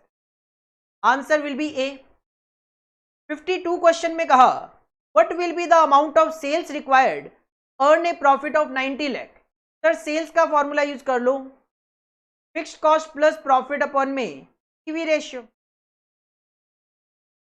Sales निकालनी है आपको, फिक्स्ड कॉस्ट पता है 30 लाख है, सर प्रॉफिट चाहिए 90 लाख का, पीवी रेशियो पता है 40%, सर 120 डिवाइड बाई 40%, 300 लाख की सेल करनी पड़ेगी। Answer will B 300। और 53 है what will be the profit और लॉस अगर सेल 280 लाख की होगी। सर फिर से सेल का फॉर्मूला लगा लो, फिक्स्ड कॉस्ट प्लस प्रॉफिट या लॉस जो भी होगा कैलकुलेट होके आ जाएगा डिवाइडेड बाय पीवी रेशियो। अगर मेरी सेल होगी 280 लाख की, फिक्स्ड कॉस्ट है मेरी 30 लाख की, प्लस या माइनस जो भी आएगा देख लेंगे, प्रॉफिट या लॉस जो भी आएगा देख लेंगे, डिवाइड बाय 40%। तो सर यहां से प्रॉफिट या लॉस आ जाएगा आपका 280 का 40% होता है 112 माइनस में 30, सर 82 लाख का प्रॉफिट आएगा। अच्छा खासा 82 लाख का प्रॉफिट आएगा। सिंपल 4 क्वेश्चन बना दिए गए थे मेरे अकॉर्डिंगली, तो इन क्वेश्चन को करने में 5 मिनट भी नहीं लगने वाले आपको। कॉन्सेप्ट क्लियर होना चाहिए। Next section cost accounting choice based 2 था, इसमें थ्योरी क्वेश्चन दिए गए थे। जॉब कॉस्टिंग क्या है, थ्योरेटिकली आपको लिखना था, 2 नंबर की वेटेज थी। जॉब कॉस्टिंग क्या है ये आप लिख सकते हो। 55 में बोला enumerate briefly what are the advantages of job costing, लिख दो 6 मार्क्स में, कोई भी 6 पॉइंट आपको मेंशन करने थे। देन 56 में बोला 1 नंबर में लिखो बजटरी कंट्रोल क्या है, सिंपल मीनिंग लिखना था। देन 57 में 6 मार्क्स में आपको बताना था state the steps to be drawn for budgetary control system के स्टेप्स बताने थे। Next section cost accounting objective 2 जो था वो दे दिया गया था प्रैक्टिकल, मतलब थ्योरी के साथ प्रैक्टिकल था।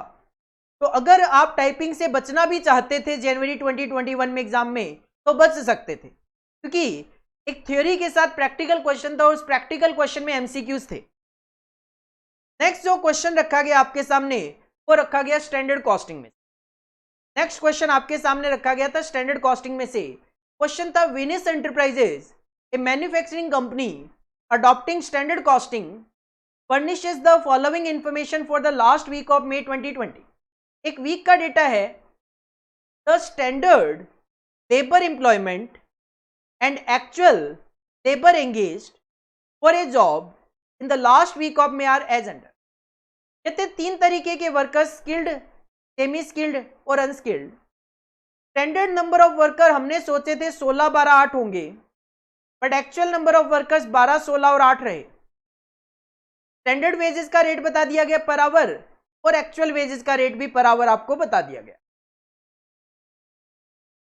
40 घंटे का ये वीक था जिसमें गैंग ने प्रोड्यूस किए 1080 standard labour hours of work. तो आपको स्टैंडर्ड आवर्स का टोटल पता चल रहा था, यहां पे 1080 टोटल स्टैंडर्ड आवर्स थे। Based on the above information you are required to answer the below mentioned 4 question. 4 questions थे जिनका आपने आंसर देना था। 4 क्वेश्चंस थे जिनका आपने आंसर देना था। तो सर इसके लिए अगर मैं बात करूं तो हमें थोड़ी सी कैलकुलेशंस करनी पड़ती है। इसके लिए अगर मैं बात करूं तो इसके लिए आप कैलकुलेशन कर सकते हो। क्या कैलकुलेशन कर सकते हो आप? सर इसके लिए आप एक तो कंसीडर करोगे स्टैंडर्ड आवर्स और स्टैंडर्ड रेट। आइडल वगैरह तो है नहीं इसके अंदर, 3 तरीके की लेबर जरूर है। इसके बाद you can consider revise standard hours. देख लेता हूं मिक्स यील्ड पूछा है कि नहीं पूछा, पूछा है सर। तो रिवाइज स्टैंडर्ड आवर्स जो कि मल्टीप्लाई कर लेंगे हम स्टैंडर्ड रेट से, देन एक्चुअल आवर्स को स्टैंडर्ड रेट से मल्टीप्लाई कर लेंगे और एक्चुअल आवर्स को एक्चुअल रेट से मल्टीप्लाई कर लेंगे। अगर मैं बात करूं तो 3 तरीके के वर्कर थे, skilled, semi skilled, unskilled. Skilled, semi skilled और अनस्किल्ड। सर अगर मैं बात करूं तो यहां पे टोटलिटी में जो आवर्स गिवन है, स्टैंडर्ड आवर्स, ये गिवन है 1080 घंटे। लेकिन इस 1080 घंटों में हमें ये देखना पड़ेगा कि स्किल्ड के कितने हैं, सेमी स्किल्ड के कितने हैं और अनस्किल्ड के कितने हैं। उसके लिए सिंपली आप क्या कर सकते हो, ये जो स्टैंडर्ड नंबर ऑफ वर्कर्स हैं, इस रेशियो में इसको आप डिवाइड कर सकते हो। 1080 को अगर इस रेशियो में डिवाइड किया जाए, कि हमें पता है कि जो स्टैंडर्ड आवर्स, अगर मैं इनको 40 से मल्टीप्लाई करूंगा तो रेशियो तो यही 16, 12, 8 का ही रहना है। इवन इसको भी आप सिंपल बना सकते हो, रेशियो को आप 4 से डिवाइड कर दोगे तो ये 2, 3 और 4 का रेशियो बन जाएगा। 4, 3, 2 के रेशियो में भी आप डिवाइड कर सकते। 1080 जो घंटे हैं तो आप 4, 3, 2 के रेशियो में डिवाइड कर लो। सर 4, 3, 7 और 2 9, 1080 डिवाइडेड बाई 9 120 आ गया। तो 120 इंटू 4 480, ये स्टैंडर्ड आवर्स हैं। सर 480 घंटे। सेमी स्किल्ड के 360 आ जाएंगे और इसके 240 आ जाएंगे। ये आवर्स हैं, मल्टीप्लाई कर लो रेट से। सर स्टैंडर्ड रेट है 60, 30, 10 का।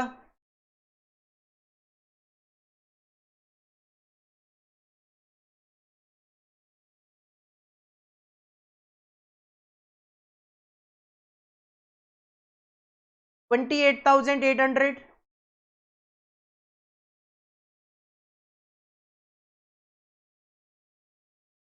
सर ये आ गया 42,000।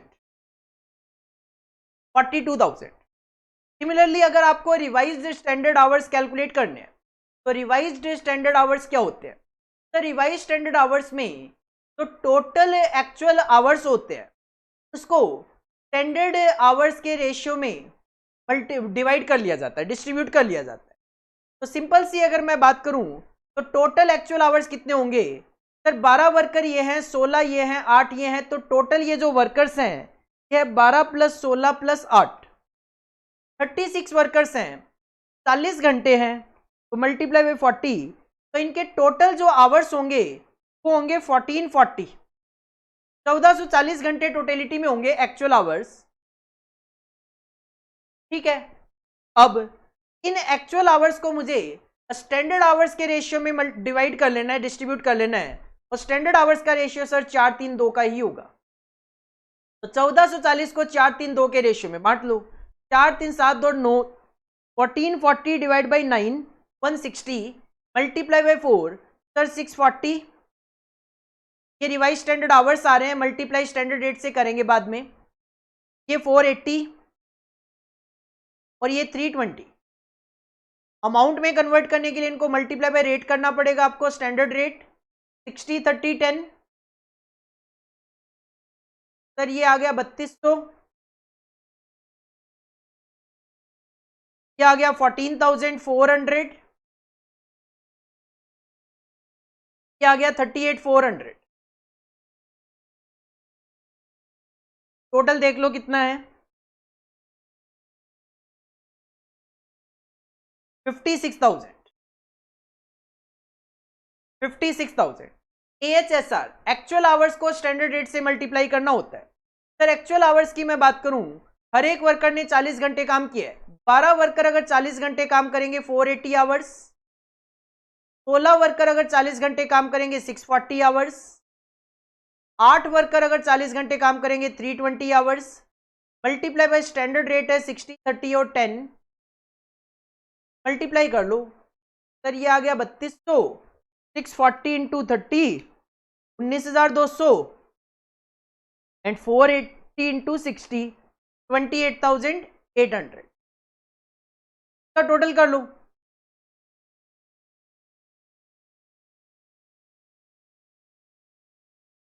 $51,200।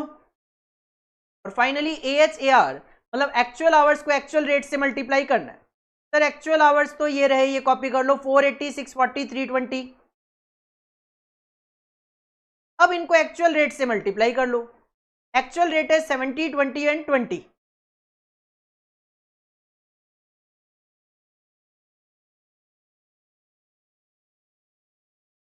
33,600,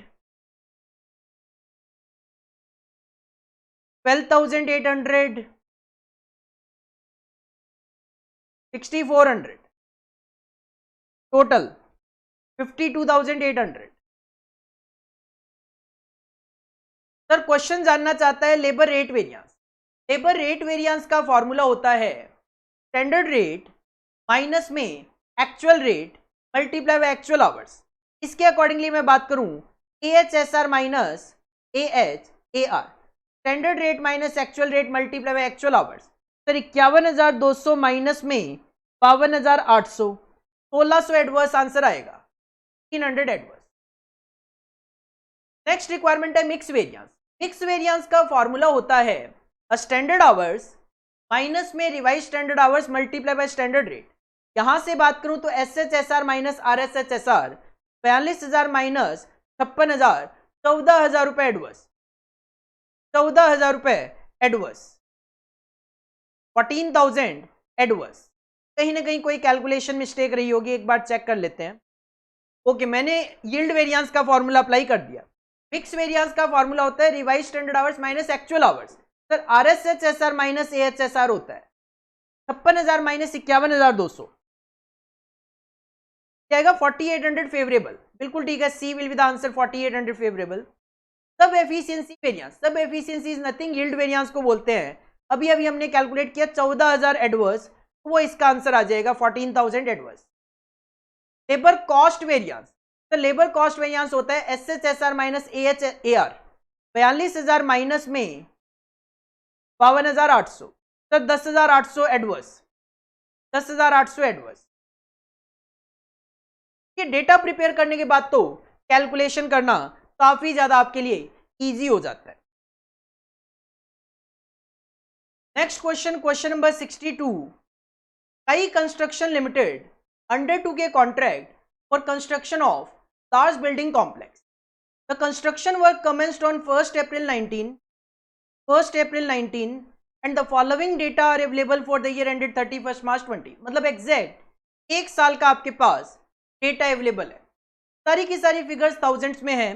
contract price 35,000, work certified, progress payment received that is cash received, material issued to site, planning and estimating cost, direct wages paid, material return हो गया फ्रॉम साइट, प्लांट के hire charges, वेजेस से related cost, site office cost, head office के खर्चे जो apportion किए गए, direct expenses, work not certified मतलब वर्क अनसर्टिफाइड, डेटा सारा गिवन है।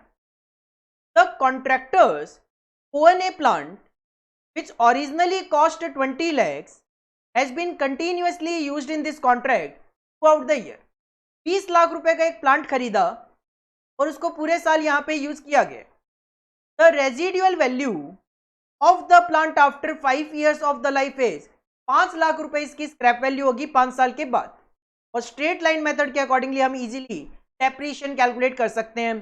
Sir 20 lakh minus 5 lakh divided by 5 साल, तो 3 लाख रुपए का डेप्रिसिएशन आ जाएगा, 3 लाख रुपए का डेप्रिसिएशन आ जाएगा।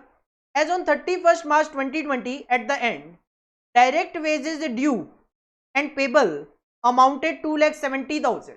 ठीक है, वेजेस एक्रूड है, ऐड हो जाएगा डेबिट साइड कॉन्ट्रैक्ट अकाउंट में। और material at site were estimated 2 lakh credit side में, क्योंकि क्लोजिंग स्टॉक ऑफ मटेरियल है 2 लाख का। Based on the above information you are to answer the below. 4 question इस पे बना दिए। What is the value of total cost of contract for construction to date. Question जानना चाहता है आज तक के खर्चे क्या है। देखो सिंपल सी अगर मैं बात करूं, जब आप कॉन्ट्रैक्ट अकाउंट बनाते हो तो आप खर्चे डाल दोगे डेबिट साइड में। सिंपल सी मैं बात करूं, मटेरियल इश्यू टू साइट आ जाएगा, प्लानिंग एंड एस्टिमेटिंग कॉस्ट आ जाएगा, डायरेक्ट वेजेस पेड आ जाएगा, ये आपका क्रेडिट साइड का आइटम आ जाएगा। Material return from site credit side, plant higher charges debit, wages related cost debit, site office cost debit, head office expense debit, direct expenses इनकर debit. ठीक है, के बाद केवल क्वेश्चन जानना चाह रहे हैं total cost of the contract. इसके अलावा एक डेप्रीशिएशन मैंने कैलकुलेट कर दिया है 3 लाख रुपए का। 3 लाख रुपए को अगर 1000 की टर्म्स में लिखा जाए तो 300 ही लिखा जाएगा।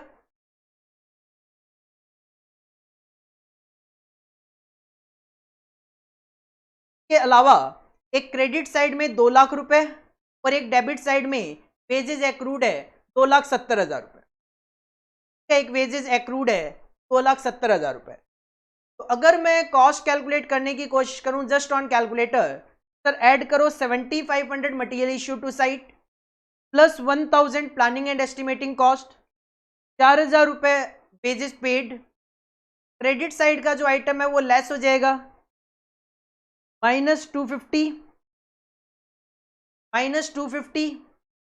Plant higher charges 1750 plus wages related cost 500 plus site office cost 678 plus हो जाएगा, हेड ऑफिस एक्सपेंसेस 375 प्लस हो जाएगा, डायरेक्ट एक्सपेंसेस इनकर्ड 902 प्लस हो जाएगा, डेप्रीशिएशन 300 प्लस हो जाएगा,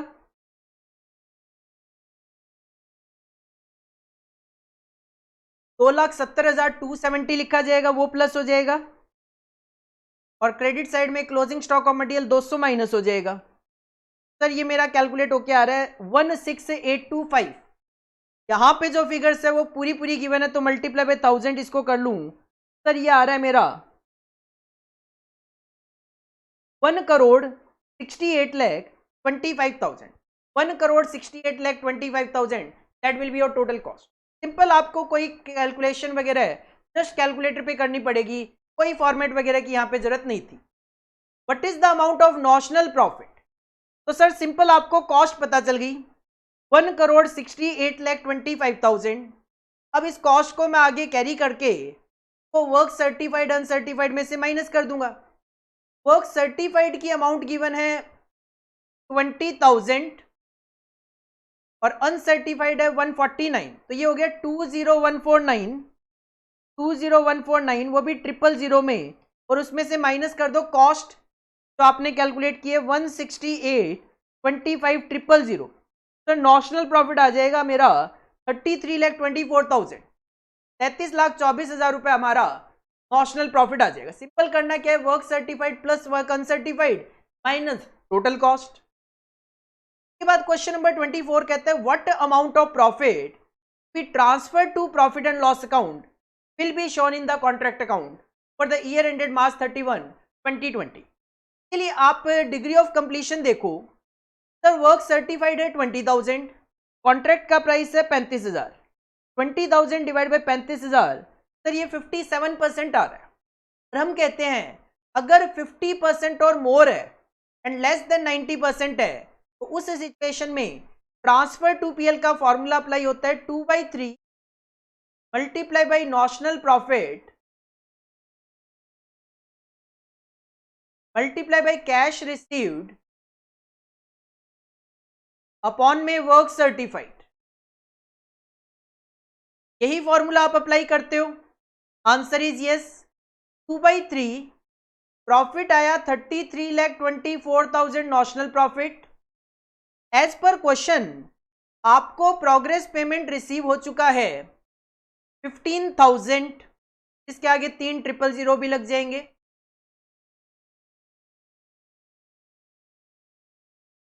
और वर्क सर्टिफाइड जो है वो हो चुका है 20,000, के आगे भी 3 0 लग जाएंगे जो कि कैंसिल हो जाएंगे, 3 3 3 3। बस इसको सॉल्व कर लो। तो 2/3 multiply by 33,24,000 multiply by 15 divide by 20, sir ये आ रहा है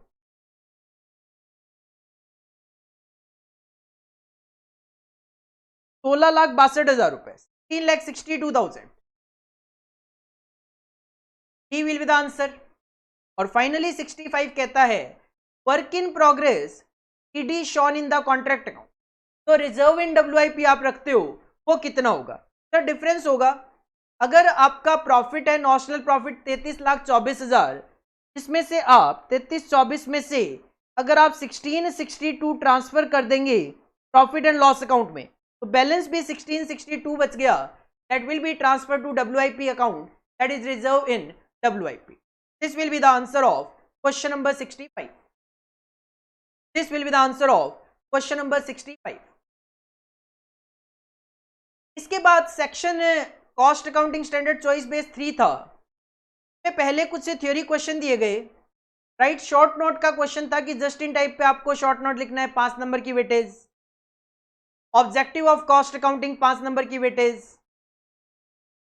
limitations of break even analysis 5 नंबर की weightage. These are the typing question theoretical आपको लिखने थे। और इसके बाद तो लास्ट क्वेश्चन दिया गया, आई थिंक ये लास्ट क्वेश्चन था, बिल्कुल ये लास्ट क्वेश्चन था। That was of cost sheet, that was of cost sheet का क्वेश्चन था ये। क्वेश्चन क्या था कॉस्ट शीट का ये, और लास्ट क्वेश्चन था that was related to cost sheet.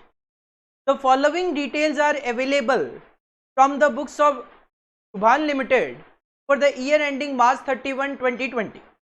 Direct wages 6 lakh रुपए, purchase of material 7,20,000, other material given है 36,000।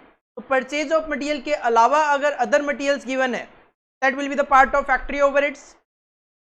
कैरीज कहते हैं 8640 नॉट रिलेटेड टू परचेजेस।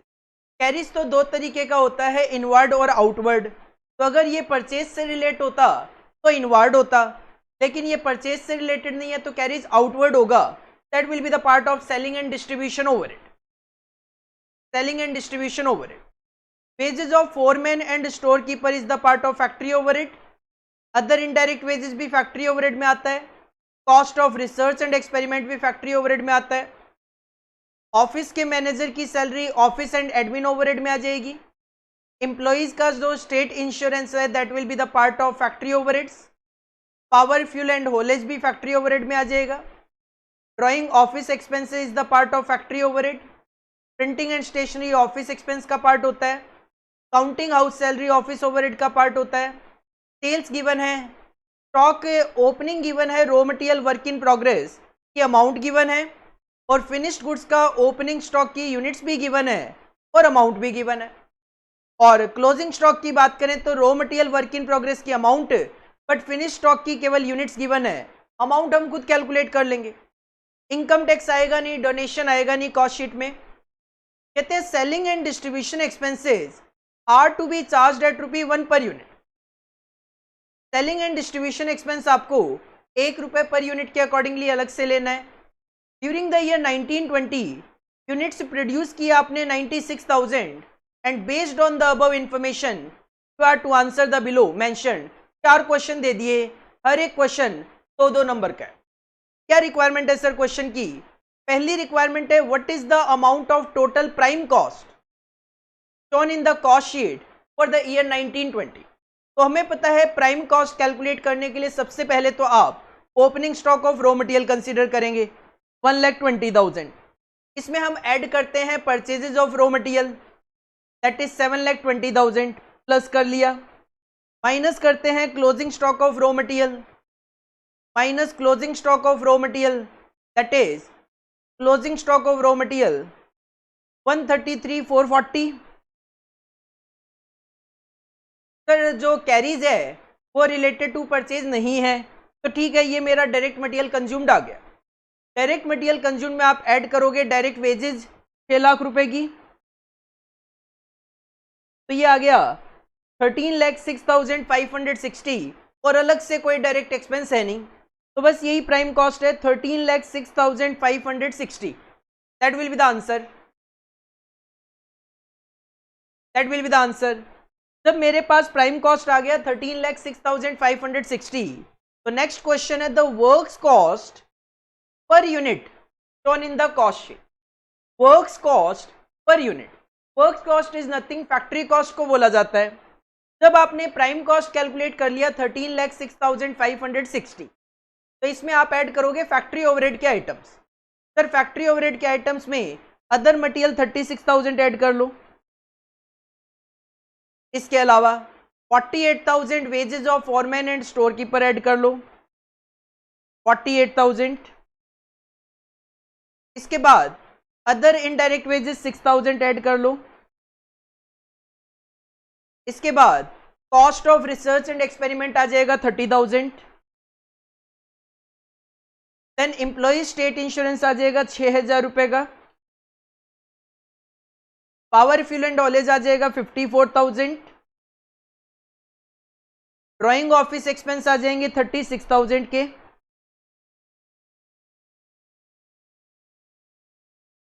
तो ये जो मेरे फिगर आ रही है कैलकुलेटर में दैट इज 1522,560। ये ग्रॉस फैक्ट्री कॉस्ट है क्योंकि क्वेश्चन में वर्क इन प्रोग्रेस भी है। तो सर ऐड कर लो opening work in progress plus कर लिया 28,800 और माइनस कर दो क्लोजिंग वर्क इन प्रोग्रेस 96,000। तो सर ये आ रहा है मेरा 1455,360। मेरी वर्क्स कॉस्ट आ रही है, मेरी नेट वर्क्स कॉस्ट आ रही है 14,55,360। क्वेश्चन पर यूनिट जानना चाह रहे हो और आपने नंबर ऑफ यूनिट बनाई है 96,000, तो इसको डिवाइड कर दो 96,000 से, it will come 15.16 per unit. Answer will B 15.16 per unit. के बाद क्वेश्चन ने पूछा है क्वेश्चन नंबर 71 में total cost of production of 96,000 units shown in the cost sheet for the year 1920। आपको कॉस्ट ऑफ प्रोडक्शन बतानी है। आप ऑलरेडी पहुंच चुके हो वर्क्स कॉस्ट पे 1455,360। तो फैक्ट्री कॉस्ट में आपको ऐड करना है administration overhead that is office overhead के आइटम। करो जरा, स्टार्टिंग से अगर मैं बात करूं तो सर ऑफिस मैनेजर की सैलरी है 72,000, ऐड कर लिया 72,000। इसके बाद नेक्स्ट ऑफिस ओवरहेड है प्रिंटिंग एंड स्टेशनरी 12,000 रुपये, ऐड कर लिया 12,000 रुपये। इसके बाद काउंटिंग हाउस की सैलरी है 12,000 रुपये, सर ऐड कर लिया 12,000 रुपये। इसके बाद अगर मैं बात करूं, बाकी मुझे कोई आइटम नहीं दिख रहा, लेकिन सर अभी मेरा कैलकुलेटर में फिगर आ रही है 1551,360, लेकिन यहाँ पे 1551,360 आंसर नहीं है और मैंने यहाँ पे करेक्ट किया हुआ है 15,60,000।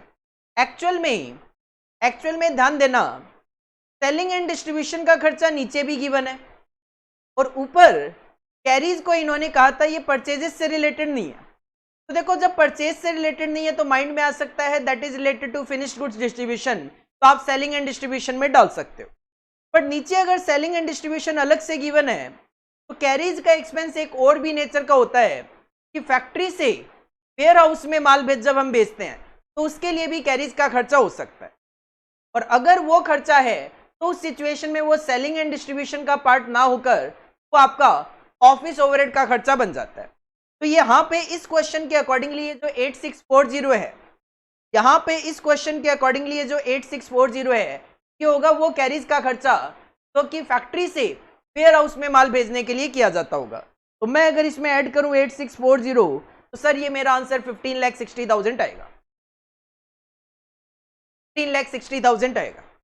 इसके बाद अगर मैं बात करूं तो क्वेश्चन नंबर 72 कहता है, अच्छा एक क्वेश्चन और भी है इसके बाद, चलिए मुझे लगा लास्ट क्वेश्चन है। लास्ट क्वेश्चन है कॉस्ट शीट के पॉइंट ऑफ व्यू से, what is the amount of profit per unit earned by the company as per cost accounts for the year 1920। Question कहता है प्रॉफिट पर यूनिट बताओ, तो मैं total cost calculate कर लेता हूं। सर 15,60,000 रुपए मेरी कॉस्ट आ गई, कॉस्ट ऑफ प्रोडक्शन। अब इसके अंदर मैं एडजस्टमेंट करूंगा opening and closing stock of finished goods की। 15,60,000 रुपए मेरी कॉस्ट ऑफ प्रोडक्शन है, ऐड करूंगा opening stock of finished goods 97,500, ठीक है कर लिया, माइनस करूंगा closing stock of finished goods. इसकी यूनिट्स गिवन है मेरे पास 12,000, यूनिट्स गिवन है 12,000। सर अगर मुझे क्लोजिंग स्टॉक की अमाउंट कैलकुलेट करनी है, 15,60,000 रुपए कॉस्ट ऑफ प्रोडक्शन है, कितनी यूनिट की 96,000 यूनिट्स की, और आपके पास क्लोजिंग में 12,000 यूनिट्स बच गई। ये फिगर एक बार मैं लिख लेता हूं जो मेरे कैलकुलेटर में आ रही है 1657,500 आ रहा है, इसमें से मुझे क्लोजिंग स्टॉक माइनस करना है। सर ये क्लोजिंग स्टॉक की वैल्यू निकाल लेते हैं,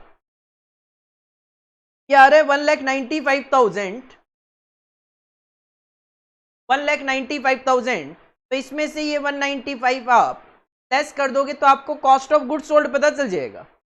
1657,500 माइनस 1,95,000, सर COGS आ रहा है 1462,500।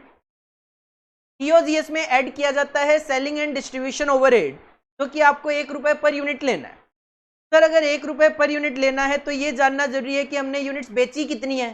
तो चेक कर लो, आपके पास ओपनिंग स्टॉक में 6000 यूनिट थी, 96,000 आपने और बनाई तो आपके पास 1,02,000 यूनिट्स हो गई। इसमें से 12,000 यूनिट क्लोजिंग स्टॉक में है तो आपने 90,000 यूनिट सेल करी है। आपने अगर 90,000 यूनिट बेची है तो 1 रुपए के हिसाब से 90,000 रुपए का सेलिंग एंड डिस्ट्रीब्यूशन का खर्चा होगा। तो सर टोटल कॉस्ट आ जाएगी आपकी 15,52,500। और सेल्स आपके पास क्वेश्चन में गिवन है, सेल्स आपके पास क्वेश्चन में है 18 लाख रुपए की। तो 18 लाख रुपए में से ये टोटल कॉस्ट आप माइनस कर दो। तो सर प्रॉफिट आ रहा है 247,500 टोटल। कितनी यूनिट पे? 90,000 यूनिट बेचकर। तो एक यूनिट पे 2.75 का मेरा प्रॉफिट आ रहा है। तो आंसर होगा आपका सी, 2.75 per unit. 2.75 per unit, that will be your profit, that will be your profit.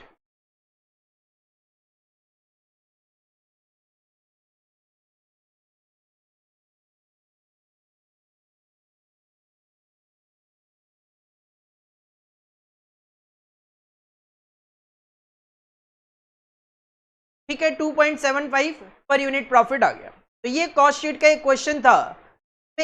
Income tax और डोनेशन तो आते नहीं है हमें पता है, और एक पॉइंट कैरीज है तो यहाँ पे कंफ्यूज कर रहा है, बट एमसीक्यू क्वेश्चन होने की वजह से यहाँ पे इसका सॉल्यूशन फाइंड आउट किया जा सकता है। इसके बाद अगर मैं चलता हूं आगे तो एक लास्ट क्वेश्चन और गिवन है यहाँ पे, क्वेश्चन नंबर 73, जो कि मार्जिनल कॉस्टिंग का क्वेश्चन है। कहते हैं एबॉन्सी limited maintains margin of safety है 37.50%। अगर margin of safety percentage term में 37.50% है, तो अगर मुझसे पूछा जाए कि sir break even point percentage term में कितना होगा, तो balance 100 minus margin of safety 62.5% break even point होगा परसेंटेज टर्म में, with an overall contribution to sale ratio 40% for the year ended 31 March 2020। Contribution to sale is nothing, this is the PV ratio. Fixed cost given है 5 लाख रुपए की, and based on the above information you are required to answer the below mentioned 4 question given है। What is the amount of break even sales for the company? Sir break even sales आपको amount में calculate करनी है, formula होता है fixed cost upon में PV ratio. 5 lakh divide by 40% कर दो, आंसर मिल जाएगा। सर 12.5 लाख रुपए आंसर होगा, 12.5 लाख।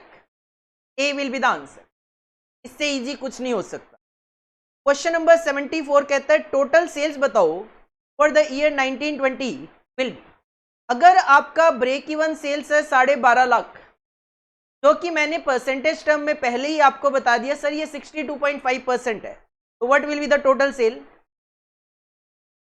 अगर 12.5 लाख रुपए 62.5% को इंडिकेट करता है, तो what will be total sales? Sir it will come 20 lakh, 30 lakh रुपए आपकी टोटल सेल्स होगी। इससे इजी कुछ नहीं हो सकता, बी आंसर होगा। What will be the profit earned by the company for the year 1920?